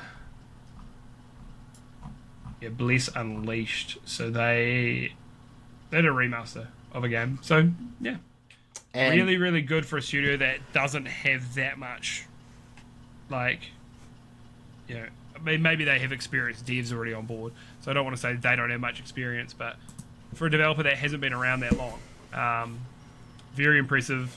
Yeah, published by NeoWiz. Yep. That's Round 8 is the developer. Because I was about to say, the first time I heard of the publisher's name was was Dandy Ace, if you remember that game. Dandy Ace. I reckon I will. It sounds familiar. Oh, yeah. I think I might have played a little bit of this. You knew it was been around a while as a publisher. Yes. The next one was Dreams of Another, and my notes were, I can't even begin to explain what this game is. Artsy? Question mark. Theme is creation without destruction. It's the releasing of a VR. Blows up shit with a rocket launcher. He shoots shit, and he starts shooting a thing, and a door appears, and it's like, I've got no fucking idea what this is about at all. I'm interested to see more, but dude, what have you got any thoughts on this? I was just like, oh, so it's a little boy in pajamas with a gun, and I was like, wow, everything looks blurry. But then it's like everything that they showed, like everything consists of like these wee particles, and it's like shooting them. You get like you shooting shit makes a fucking carousel for some reason. Interesting. I think we need more, like, not artsy, not in the sense of being wank, but, like, weird artsy games. Yeah, let people create what they want to create kind of deal. This doesn't seem like a game I'll play, but I'm really interested just to see a bit more and what people think of it, because To see what it actually is. yeah, like I say, I really just, the best way I could describe it is I can't even begin to explain what this game is. And that is exciting in a way, because every other game you're like, oh, it's kind of like this game, or gives me vibes of this. I mean, that's what we're talking about all fucking night, like the Digimon Persona vibes. But this game, you could not point to another game and be like, oh, it was like this game, because it's its own thing. So Very cool. ambitious. Yeah, very ambitious. It looks like because of the art style and stuff they've used, it's probably not hideously expensive to make. Either. Good on them. Definitely interested in seeing what it's about. And some more trailers. So the next one, the remastering Days Gone. Days Gone's a game that I was going to say who cares, but at the same time, it's really interesting because it had sold about the same as Ghost of Tsushima, and Sony were like, Ghost of Tsushima is so good, we love Ghost of Tsushima, don't we, folks? What about Days Gone? Fuck Days Gone. Like, Sony didn't give a fuck about it. It sold like the same. Maybe it was a higher budget. It's just weird. Days Gone then came to PC, and I think it's done better numbers than Horizon Zero Dawn. Yeah, and I think it's, other than Helldivers, like one of the better selling ones. Oh, maybe Spider-Man 1. Spider-Man 2 I know hasn't sold that well on PC. But yeah, so Days Gone Remaster. I played a little bit of it on PC, and I thought, oh, this is alright. I thought people were a bit too hard on it, but I don't know, man. It looked... Well, it's cool. It looked like a zombie killer. Yeah. Obviously, didn't play it when it first came out, but yeah, the hordes look terrifying. The horde mechanic seems really cool, but apparently you only really see that towards the end of the game. Oh, spoilers! Oh no, there's zombie hordes in the zombie game, but not as many as you thought. Yeah, so we'll see how that does, because I mean Sony just wants to spend all their time remastering games that are not even that fucking old, but we'll see how well it sells. I don't think it'll sell that well, but you never know. You never know. Stellar Blade's getting DLC. So what do I have to say on that? Oh, they're partnering with their own game they've developed for the thirstiest men in the world. That real horny looking games. Yeah, shout out to her friend Hamer. She loves that shit. Goddess Nikkei. Yeah. That's... Yeah. For shame. I mean, it's literally one of those games where it's just like both of more Stellar Blade. It's like combat looks slick, everything in the game looks awesome. Dad walks in. Yeah, just booty on the screen. You climb out the ladder. I did play the demo, and it's legitimately like really good. The gameplay's great, but I like nothing else in it appealed to me. I mean, I don't say, look, I like women, okay? I want to make that very clear. Nothing else appealed to me. What do you mean? You don't like seeing booties? Is that what you're telling me? No, just the game's incredibly thirsty. If it goes on sale, I'll probably buy it because I want a good sale. I want to definitely lock the door play in your room before you play it. Yeah, I wouldn't let my dog see that, mate. Shield your eyes, Keith. You're just a boy. Yeah, so it's more Stellar Blade, so I'm sure that'll be good for the people who want to, who want more of it. Another studio that doesn't actually have a heap of development like experience overall, but putting out a really high quality game. So interested to see what the studio is going to do next as well. Lost Records Bloom and Rage Tape 1. It's not a game. I'm not the target audience here. It's seemed like young girls or teenage girls having teenage girl problems, and that's kind of what the game seems like to me. See, I want it to be good because I loved playing the first Life is Strange game. Loved it. Like when I was so funny. My little nostalgia for Life is Strange is I was on the couch. I was sick from work, and I had the worst fever. It turns out I had appendicitis. So when I came back from the hospital, I think it's when Tekken 7 had come out, and I was like trying to get into it, and I was just like, honestly, I'm in so much pain right now that I just don't have the concentration for it. So I was like, oh, what's Life is Strange? And I was like, okay, I like this. I like the second one, not as much. Did not like the third one. I couldn't. Your special power is I can feel how people feel. Me, as an empath, I know how you feel. I was just like... The superpower of empathy. Dude, that was like one of the least empathetic people ever was like, what would it be like to feel how other people feel? Like... So, if this game... Like, I'd have to know more about it. But yeah, basically, it does feel like girl boss and girls doing things. So, I don't know. I would say it's not for me, but I also really enjoyed Don't Nod's Life is Strange series, except the third one. See, you might have to see a little more, and maybe it's something you pick up. Maybe it's not. For me, immediately I'm like, nah. But I'm very much a gameplay driven person, so I need the gameplay there for me to be interested for the most part. To get that drive. That's why I play games. I play games to play them. Now watch this drive. We're going to shout out to George W. Bush. I think we said we weren't going to be political. Oh, damn it. I started again. But it was a nice drive. I was talking about his golfing. It was a nice drive. It was a nice drive. Great drive, George. Well done. The next game, Blueprints. Oh, dude, I'm so fucking dumb. I'm so stupid. Blueprints. You didn't know?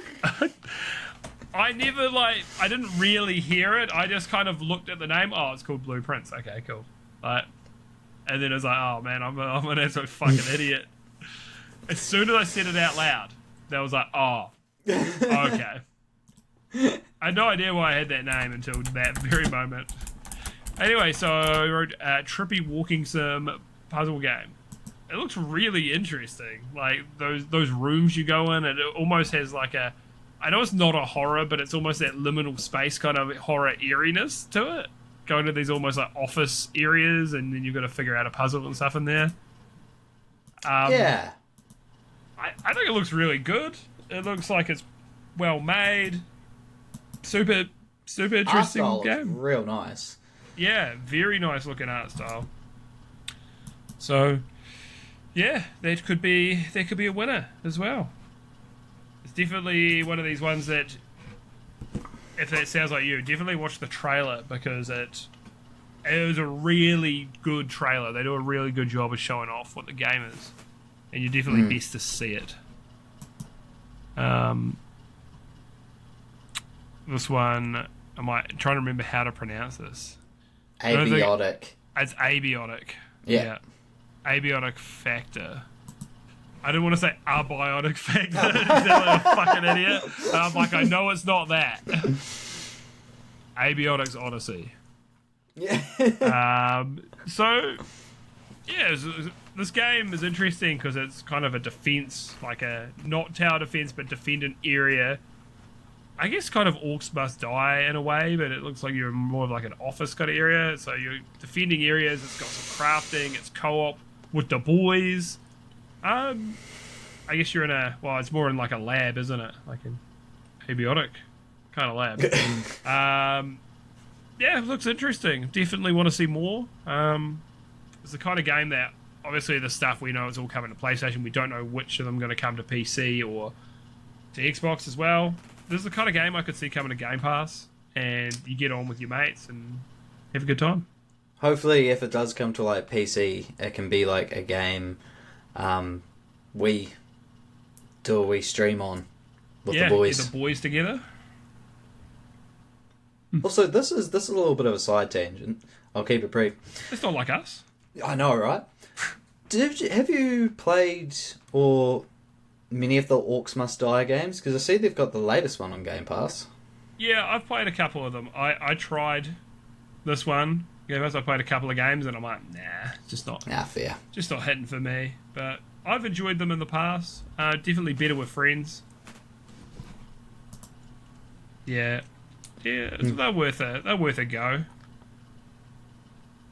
The next one, Tides of Annihilation. Ooh. It's a fantasy action game, and there were a little bit of Shadow of the Colossus kind of elements in there as well. Yeah. This game looks really good.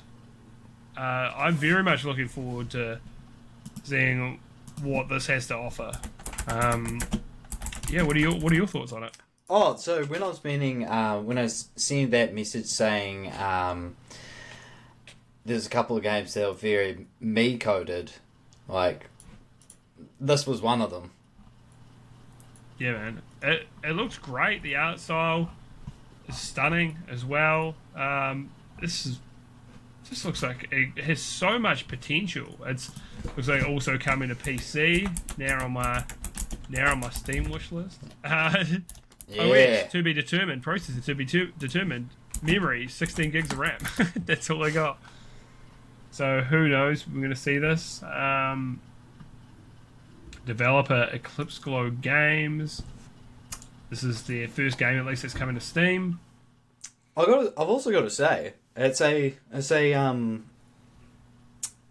Chinese company, but damn, shout out China for putting out high quality looking games. Like they've nailed it when it comes to like their gacha games, like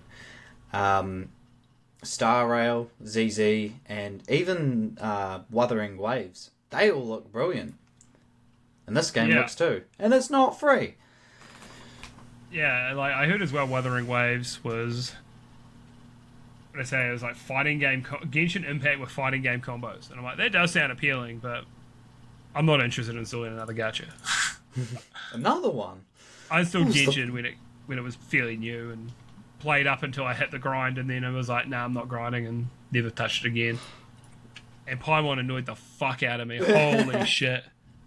That the highest anime voice you've ever heard in your life. I'm like, oh, every time I'm like, oh, can you just go? Can you leave me alone? Yeah. So there are actually a lot of high quality games coming out of China these days, which is cool to see. Because hey, it's variety. That's what we want. There's definitely a bit of Final Fantasy vibe going on there as well. But I saw with the Dodge a bit of Devil May Cry, a little Souls-like kind of action, but more action game than your Souls-like. Like I thought the combat obviously sold me, but like the whole traversing the climbing and stuff, and I was like, That's very Shadow of the Colossus. And I can't really think of any other game apart from that where you climb up big bads like that. And I was like, mint. I'm very much looking forward to Tides of Annihilation.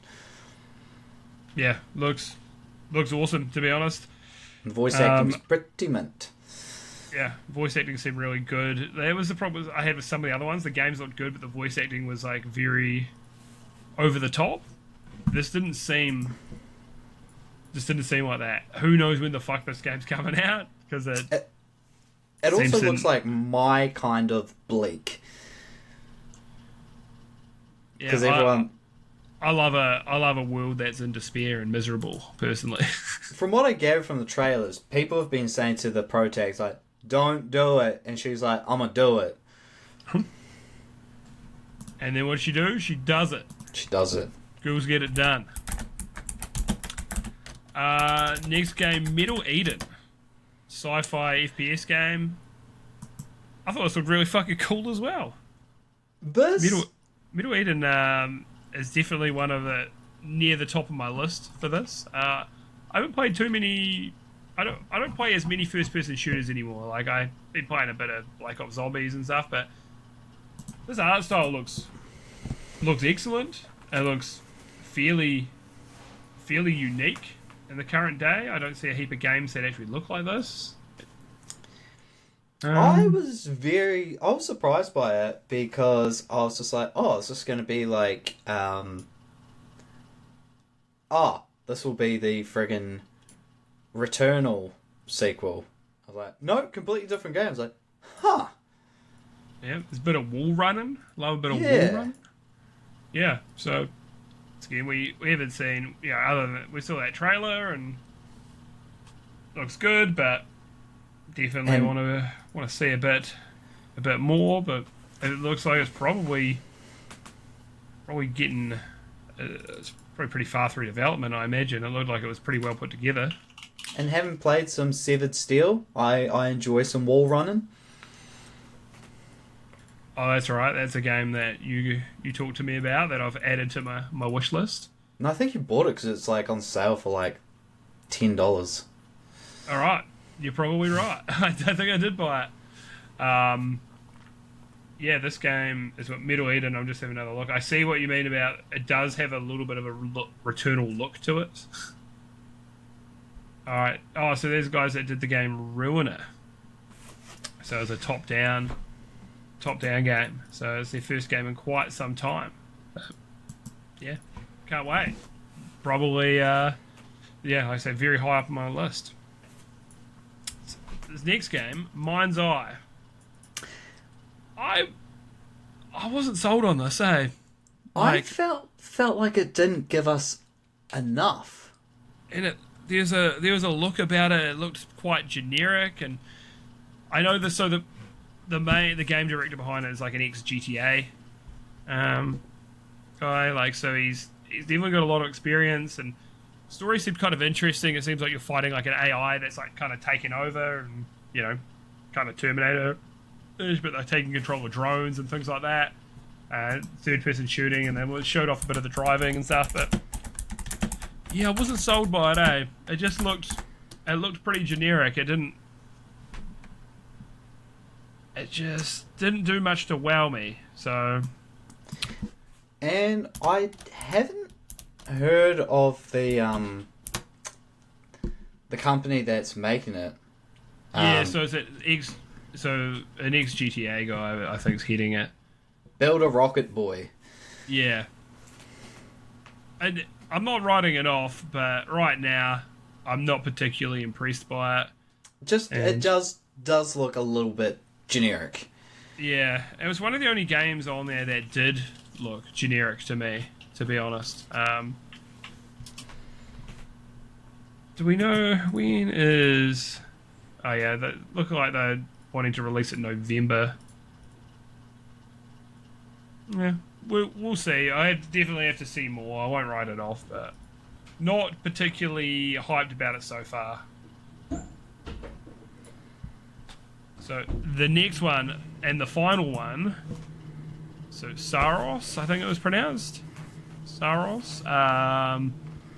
Those were sci-fi, undead, and characters. What a dude! I can't even read my own fucking notes.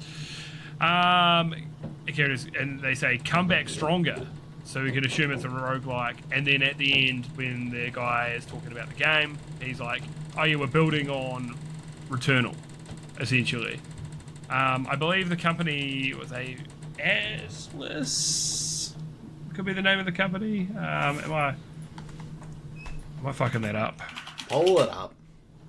Pull it up, Jamie. It's yeah, it was very. The trailer is a CG trailer, so we couldn't. You don't know too much about it, but the fact they were like, "All right, this is what we've learned about, or we've learned from making Returnal, and now we're gonna put these expertise in making another game." And Housemarque? Housemarque is the developer, but there's like a company that's in the game. I can't remember. Maybe Atlas. I can't remember if Atlas is your child or the ship or a company. I really can't remember. My memory is fucking terrible. But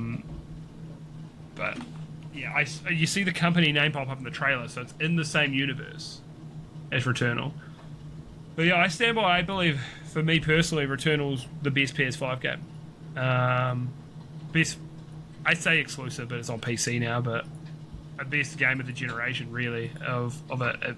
There's so many unique things. It's a high production roguelike as well, which we don't get too many high budget roguelikes like this. I know now that The Last of Us has a roguelike mode, and God of War Ragnarok has a roguelike mode, which was actually really good. Surprisingly, I didn't think it would work, but it worked really well.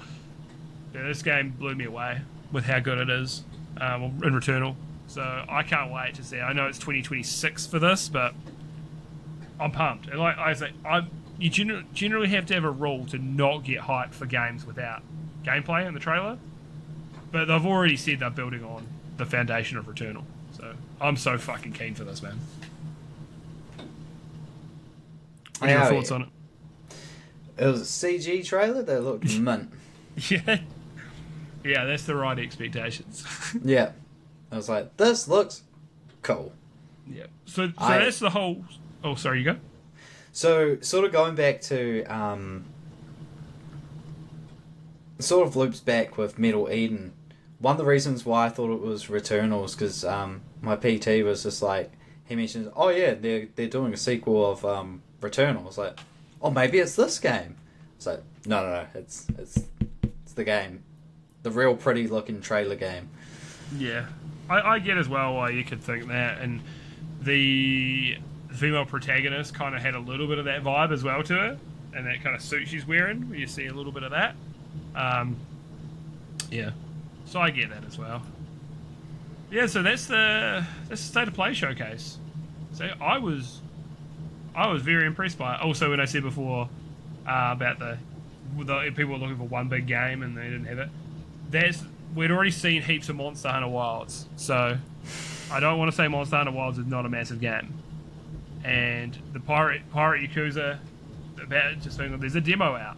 We already know all about that as well. So that's kind of why I'm not trying to say those are small games. No, we've already seen it. We've already seen a heap of them. And a lot of the games we saw, absolute surprises. Massively. That for me was why it was such a good show. It was just so many surprises in there, and other than maybe like 2 games, I thought everything looked great. I'm a cynical person.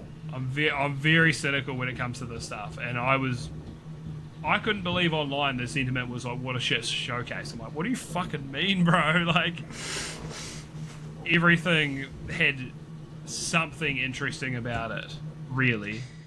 It's 45 minutes, and they're mostly 2 to 3 minute trailers.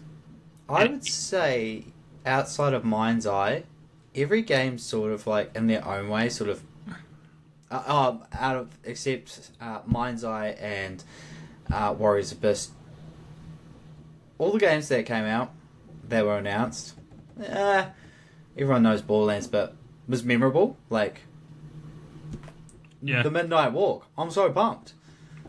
There's so many unique games, and even the ones like, I guess Days Gone remaster, but Sony, of course, are going to have something like that in there.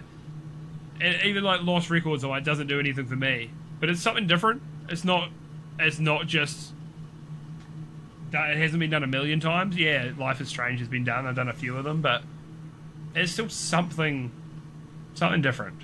And really, just they had something for everyone in the showcase, and that's what it's all about.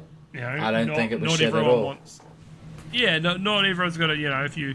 We're just going to show first-person shooters and first-person shooters only. You're going to be like, heaps of people are going to be, oh well, I play RPGs, so it's not for me. There was something for everyone in that showcase, and that's why I think it was just so good. There was a decent amount of gameplay as well. It wasn't like one of these showcases where they're just going to show you a CG trailer and nothing else. Like, pre-order now. Yeah, that's it. They're like, oh yeah, you like that 3-minute cinematic trailer? Yeah, give us your money. Like the Game Awards now. And I think because the Game Awards, it's quite expensive to get a spot. People just want to show off the CG trailers, but you get more CG trailers than you get gameplay at the Game Awards ones, and that's. I don't think the Game Awards show was even bad. I thought it was a pretty good showing this year, but you just don't. People just want to show off that high budget trailer that they've produced for it, and I'd way rather just see gameplay. Well, do both. Fuck it, do a bit of both. So hell yeah, yeah, very good showing. Very impressed. I was kind of like, I don't want to put a number on it, but fuck it. It's like an 8.5 out of 10 overall. That's good. It's good. That's a good score. If I was going to go higher, it would have to be like, there would have to be one of those big wow games, like a big wow factor kind of game there. But no, I was still super impressed. And shout out to a lot of. To. Yeah, and also shout out to a lot of original IPs in there. Yeah, heaps of it, because we're at a time where we're getting remakes and remasters and sequels, because no one wants to really take a risk. And then they're like, here's a bunch of new shit. Yeah. Very, very cool. Dude, we're getting Split Fiction. I imagine you and the missus will have a blast playing through that. Yep. Metal Eden looks frantic as fuck. Midnight Walk. Yeah. Hell is that us? was Can't a wait for that. pleasant wee surprise. Midnight Walk looks horrific and charming. Can't wait for that. And Borderlands 4. No. Not for you. If you are excited about Borderlands, then absolutely. But Darwin's it Paradox, does actually look very good. Yeah, no. Even though Borderlands is my thing, from what I saw, it looked good. But Darwin's Paradox from Konami looks mint. Looks cute and charming, but also maybe it might dip into Super Meat Boy levels of precision platforming. Who knows? I don't think it will. Looking at it, I think we're safe on that front. As much as I love Super Meat Boy, it's such a good game, but these old bones, I don't know if I can precision platform like I used to, Stephen. You'd get the hand cramp. Drop the controller. Played for 5 minutes, got carpal tunnel. 10 out of 10, game of the year. Alright, for Special Game Pass. So, this is a segment we like to just present a game to each other and see if they give it a smash or a pass, ultimately. So I'm kind of cheating. I've got two, but they're both kind of cheat answers. I'm pretty sure I've already said Indiana Jones, but that I actually finally started playing it, and I'm enjoying it. I'm only a few hours in. I just haven't had much time. Spent all weekend doing fucking housework to tidy it up before Alex's mates get here. Which is good though. It's good to do a bit of a deep clean and tidy up. Yeah, Indiana Jones is great if you like the movies. You know, all three of the movies. 3 great movies. No more. I think they might have talked about doing a 4th. I'm not too sure. I'll be honest, I don't hate the 4th movie. I don't think it was that bad. It's not as good as the first 3. I heard the 5th was terrible, but yeah, fuck it. Yeah, I felt the start was a little slow, but it was very good, like going through the characters and things like that, and setting the scene, and it felt more like the pacing of the older movies. Like when you watch an older movie now, after you watch Marvel movies and stuff for years, the pacing feels very slow in older movies, but it's actually in a lot of ways better. Like they did a really good job. It's not trying to like snap. Go to the next thing. Here's the quip. Now here's the fight scene. And now here's a quip. And now here's they really try to do a lot of world building and setting the scene. Like Dune did a great job of that in recent years. The first Dune film takes its time, giving you a lot of lore and a lot of world building. So it's kind of setting you in the time period and so on with Indy and so on, and get you into it. And yeah, so liking it. Bit of stealth. It's been fun. But the other one, which is also kind of cheating for Special Game Pass, but it'll probably be out by the time this comes out, is Avowed. So reviews are a little mixed, but it looks good. I like the look of it. It seems like they got the spell slinging right. It feels fun. Like a lot of these games, people are like, it's really hard to actually get it fun to be a spellcaster, but you're fucking flicking your wand, just fucking zip, zap, zop, Baba Booey, fucking sling your spells out.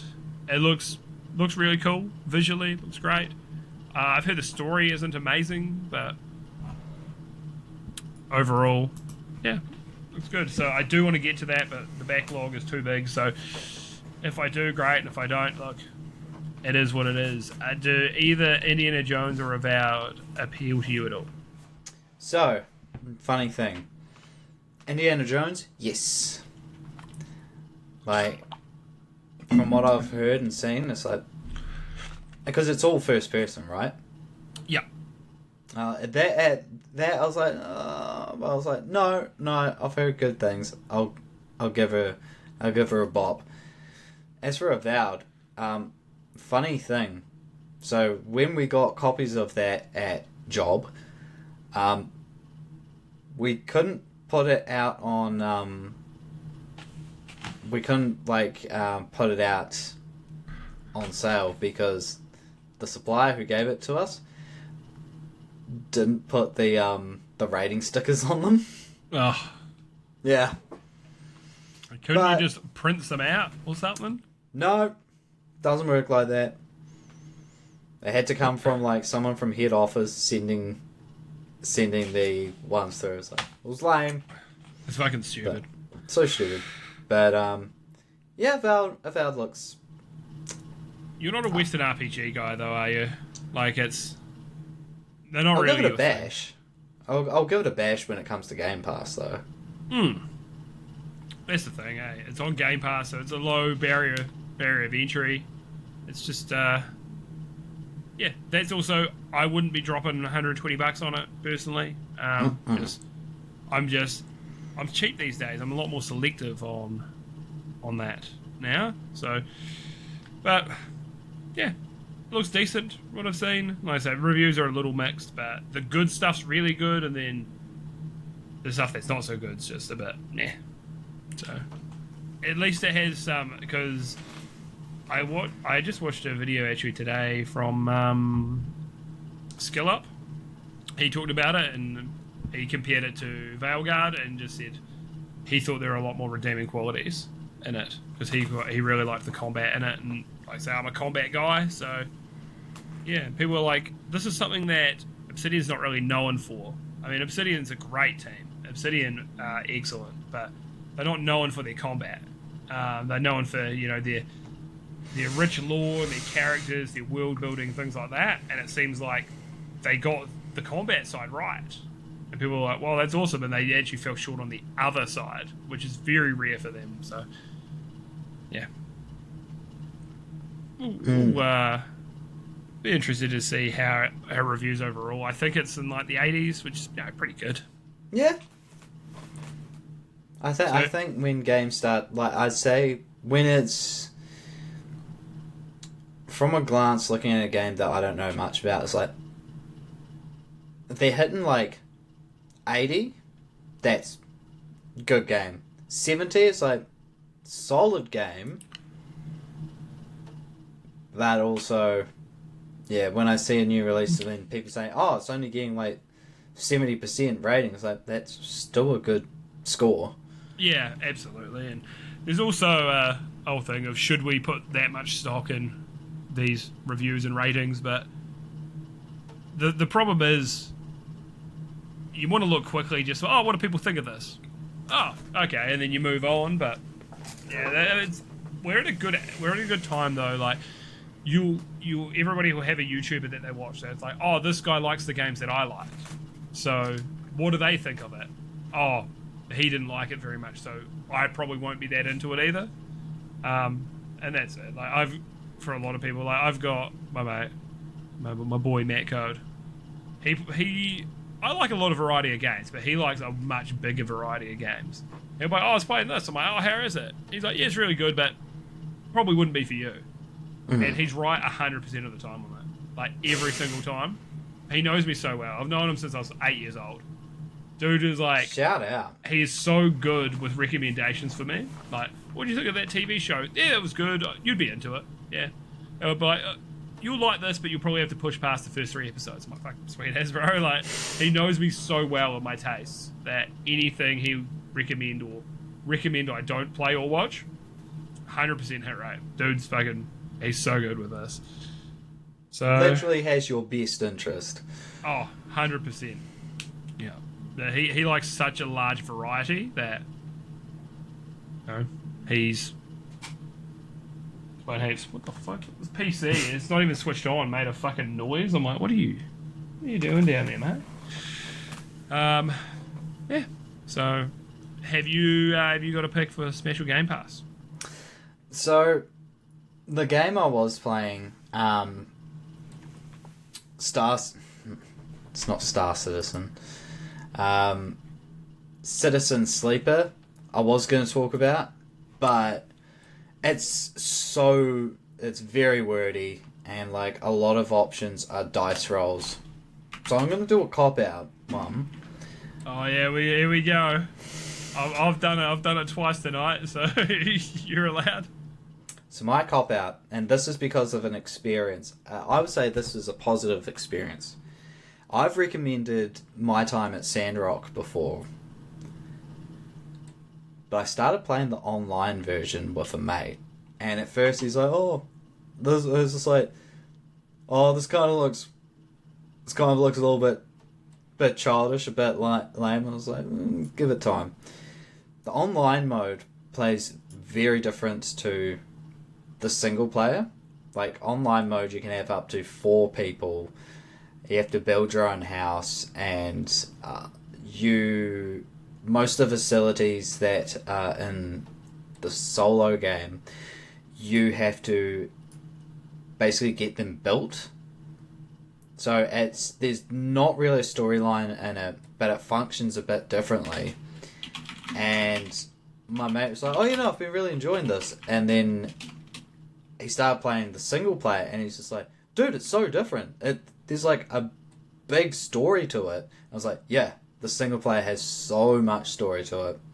If you get past the pseudo Pixar looking graphics, they've definitely gotten better since their first game. And you know what you're in for. A cozy game which has like dungeons and combat. It's such a good game. Like, story's good. Characters are really thought out. They got a new game coming out next year. Excited. Wicked, I'd say man. it's a guilty pleasure, but I ain't guilty. I have fun. Yeah. Just enjoy it. I respect it. Yeah, I think as well for me it's probably a pass. Just knowing, I got to ask Matt Code, would you recommend I play this, and then see what he says. Oh, he'll say no.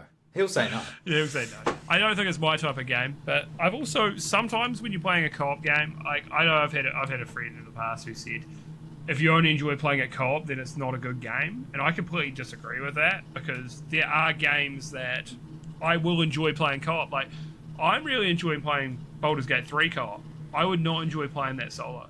I just wouldn't. It's just that type of game. It is not, like I say, it's not my style of game. But the last couple of times we've played it, I've really enjoyed it. I'm a lot more invested in it now. Chapter 2, things have really picked up for me. Shout out to J.K. Simmons because I think he's also very invested in his character. So yeah, it's cool. Man. I can't wait till we get back to it. Same here. Who knows who's going to be away next week? Couldn't be me. I've got shit on Wednesday, but I'm still going to be like, nah, fuck it. I'm pushing through. I'm going to do it. I'm flying. Boys. Yeah, so, like I say, probably not for me, but I'm glad you enjoyed it. Sounds like a bit of fun. Yeah, and I convinced my mate to start playing it because he first thought it looked silly. Yep. And he was right. So into what we're playing, a little bit of Indiana Jones for me, and then I was playing the Elden Ring Night Rain network test. So, dude, I had to stop doing all my housework because I told Alex, look, this is probably the only window I'm going to be able to play this weekend. Maybe the next morning, which I did play this morning as well. I got into it. But I was like, the network test is not around for long, so I'm going to play it. She's like, look, I totally get it. She's like, cool, just do what you got to do. So I played a couple of hours of it yesterday, and I could see me having so much fun with this. Like a infinitely replayable Elden Ring kind of vibe. I'm so sold on this already. It definitely doesn't have like the same depth and stuff into your stats. You just you got your runes, your golden runes, but I'm just going to call them souls because that's what we do. Oh, and you're a site of grace, and it was like, did you mean a bonfire, mate? Talking about a fucking bonfire? We'll just fucking go back to Dark Souls for all the terminology because it's the same thing with a different name. And you can just go, just level up and give yourself 3 level ups because you got the souls to do it. And it already auto allocates stats. It's just kind of like, cool, you leveled up. And then there's like a weapon rarity kind of system in there as well. So I was having a pretty good run. I got a gold weapon, even though it didn't really suit my character. I'm like, fuck it, we're gonna use this. Yeah, man. I've really been enjoying it. There was talks of massive server issues. I had one disconnect myself, which is not the worst. I mean, this is something that From Software is really just, it's not their fucking strength. So I expected there to be more issues for me to have, but we did okay. Yeah. So I'm impressed from what I've played so far. Never thought roguelike Elden Ring would be something that I wanted in my life, but turns out it is. Can't wait to jump on with the boys when the full game's out. So what about yourself? Are you playing anything exciting? Street Fighter 6. Oh yeah, of course. I've been enjoying the latest DLC character more than I thought. Oh yeah, who was she again? Mai Shiranui from the Fatal Fury series. Oh yeah.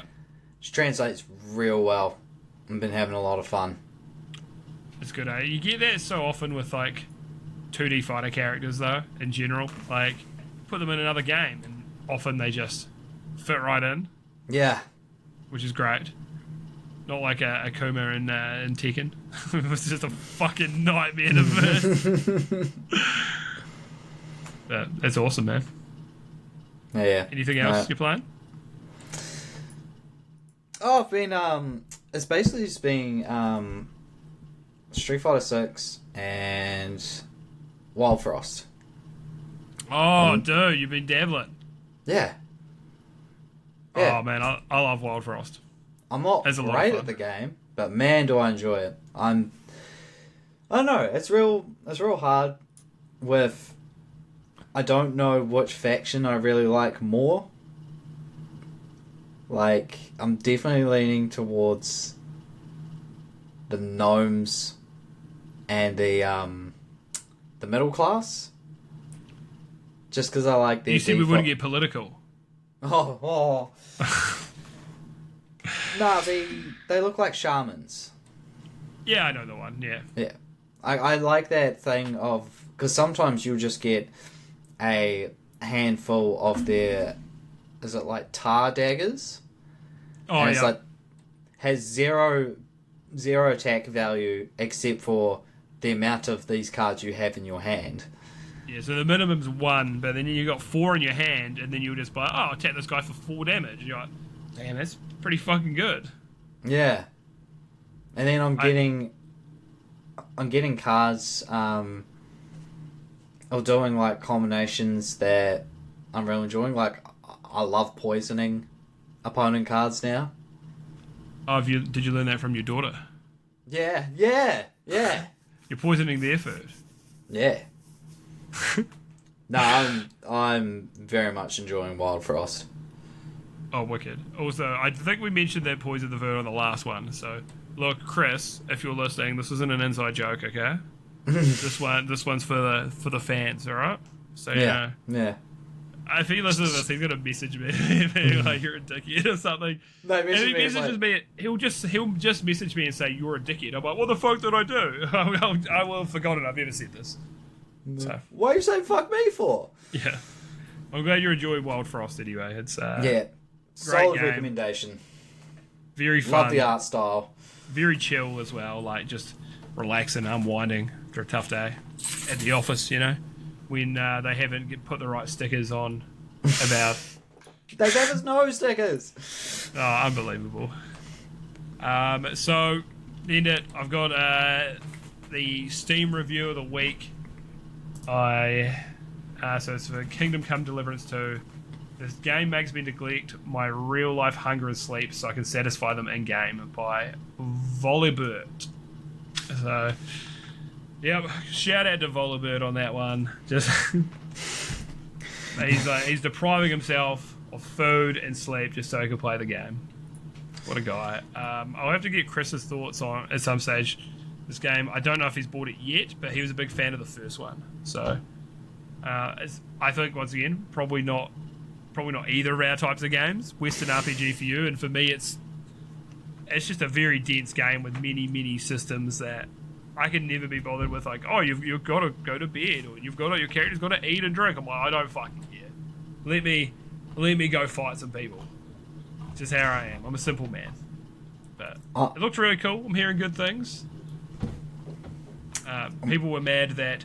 I'm fighting for the other side now. See, we wouldn't get political again. But people were mad that in the game, there's a side quest where you had the option of having like a gay romance. Your choice. And people were mad about it. The people on the other side of what I was talking about earlier. It's like, who cares? Who fucking cares? It's your choice. You control the buttons you press, bro. If you want to go kiss a dude, you can kiss a dude. Alright, shout out to my beloved Gale in Baldur's Gate 3. Yeah, it was like it sounds like it was completely optional and people were mad about it. I'm like, who fucking cares? Like, grow up. You know, touch grass, bro. Go into the real world. So this podcast I'm going to upset everyone, and that's fine. No one will be pleased. But the developer seems like, well, the game director, because many developers, but the game director is just shitting on everyone on Twitter. The people who give genuine criticism, he seems to be open to, but the people who just are complaining for the sake of it, he's just fucking ripping into them. It's so funny. We need more people like this in the industry that just don't give a fuck. It's like, I mean, Ice-T is one of my favourite people on Twitter because you'll get people coming at him just trying to talk shit, and then he rips them out. Well, you can't take the piss out of me. Oh, you've got all these Twitter followers. He's like, I don't give a fuck. You came at me, bro. What a Ice legend! I love motherfucking Ice-T. tea. Yeah, legend of the game. All right, well that's gonna do it Hang for on another a bit. episode. Hang on a bit. Got to do my Steam review. Oh, did you do one? You found one? Yeah, it's Oh, yeah? real. It's real dumb and it's real short and sweet to the point. It is talking about the season 2 pass for Street Fighter 6. And shout out to Jerzu, who said, "My alone has 2 big reasons to buy this pass." And what he meant by that is titties. Oh, that's what. Did you look this up just now? This review. No, I had Yeah, it. you had before. it. Yeah, Oh, look at you, mate. You're prepared. yeah. Love to no, see no, it. I had it. I had it open before we started streaming. I started doing the pod, and I was like, I know it's like an easy review, but I was like, oh, fuck. So I had to find it again. No, it's Titty all good. Ninja. I'm glad you cut me off there, so I didn't just finish without you getting to say it, because I didn't know you had one. So I'm glad you did anyway. But thanks for listening to this slop for the last 2 and a bit hours. I appreciate it. We're on socials. We're on Instagram. We're on X. Twitter. You know, if you're a normal person, you'll just call it Twitter. Yeah, so give us a follow. I think we're No Scrubs Gaming on both. Yeah. And to the homies who watch this, be it through like the Discord or whatever, just let us know what your game was for the state of play. I was like, your game was, and I was like, oh, is there more to this? Yeah, I'm super interested to hear if anyone and what people enjoyed, or I want to know if someone really enjoyed Warriors Abyss or anything. Like, if you did enjoy, if you do like what you see on it, I'd love to hear why or what you liked about it. Like, for sure, I don't want to just be shitting on them for the sake of shitting on them, unless it's Ubisoft, apparently. Yeah, it's like just curious to see what people think about all these games. There's so many. As well, if you have made it this far, fucking leave a comment, say g'day. It'd be great to get at least one comment on this one. I think I get 0 on the last one. Please, I'm so lonely. Don't make me big. But I think No. if you've made it through, thank you. This has We been 2 appreciate it. hours of your time. Unless you've sped it up, which, you know, you could have done. Good. Look, could have been a bit of a slog for you. I don't know. You might have things to do, mate. You might have your kids to housework. feed. You might have housework that you need to pause because you're playing an open, closed beta. Exactly. You got to get it done, mate. Like, these are serious things. Look, I'm so glad that Alex is understanding of that stuff as well. Yeah. It's great. All right. Anyone's made it this far, thank you very much. And anyone who hasn't made it this far, thank you very much, even though you won't hear this. All right. Peace out. Peace.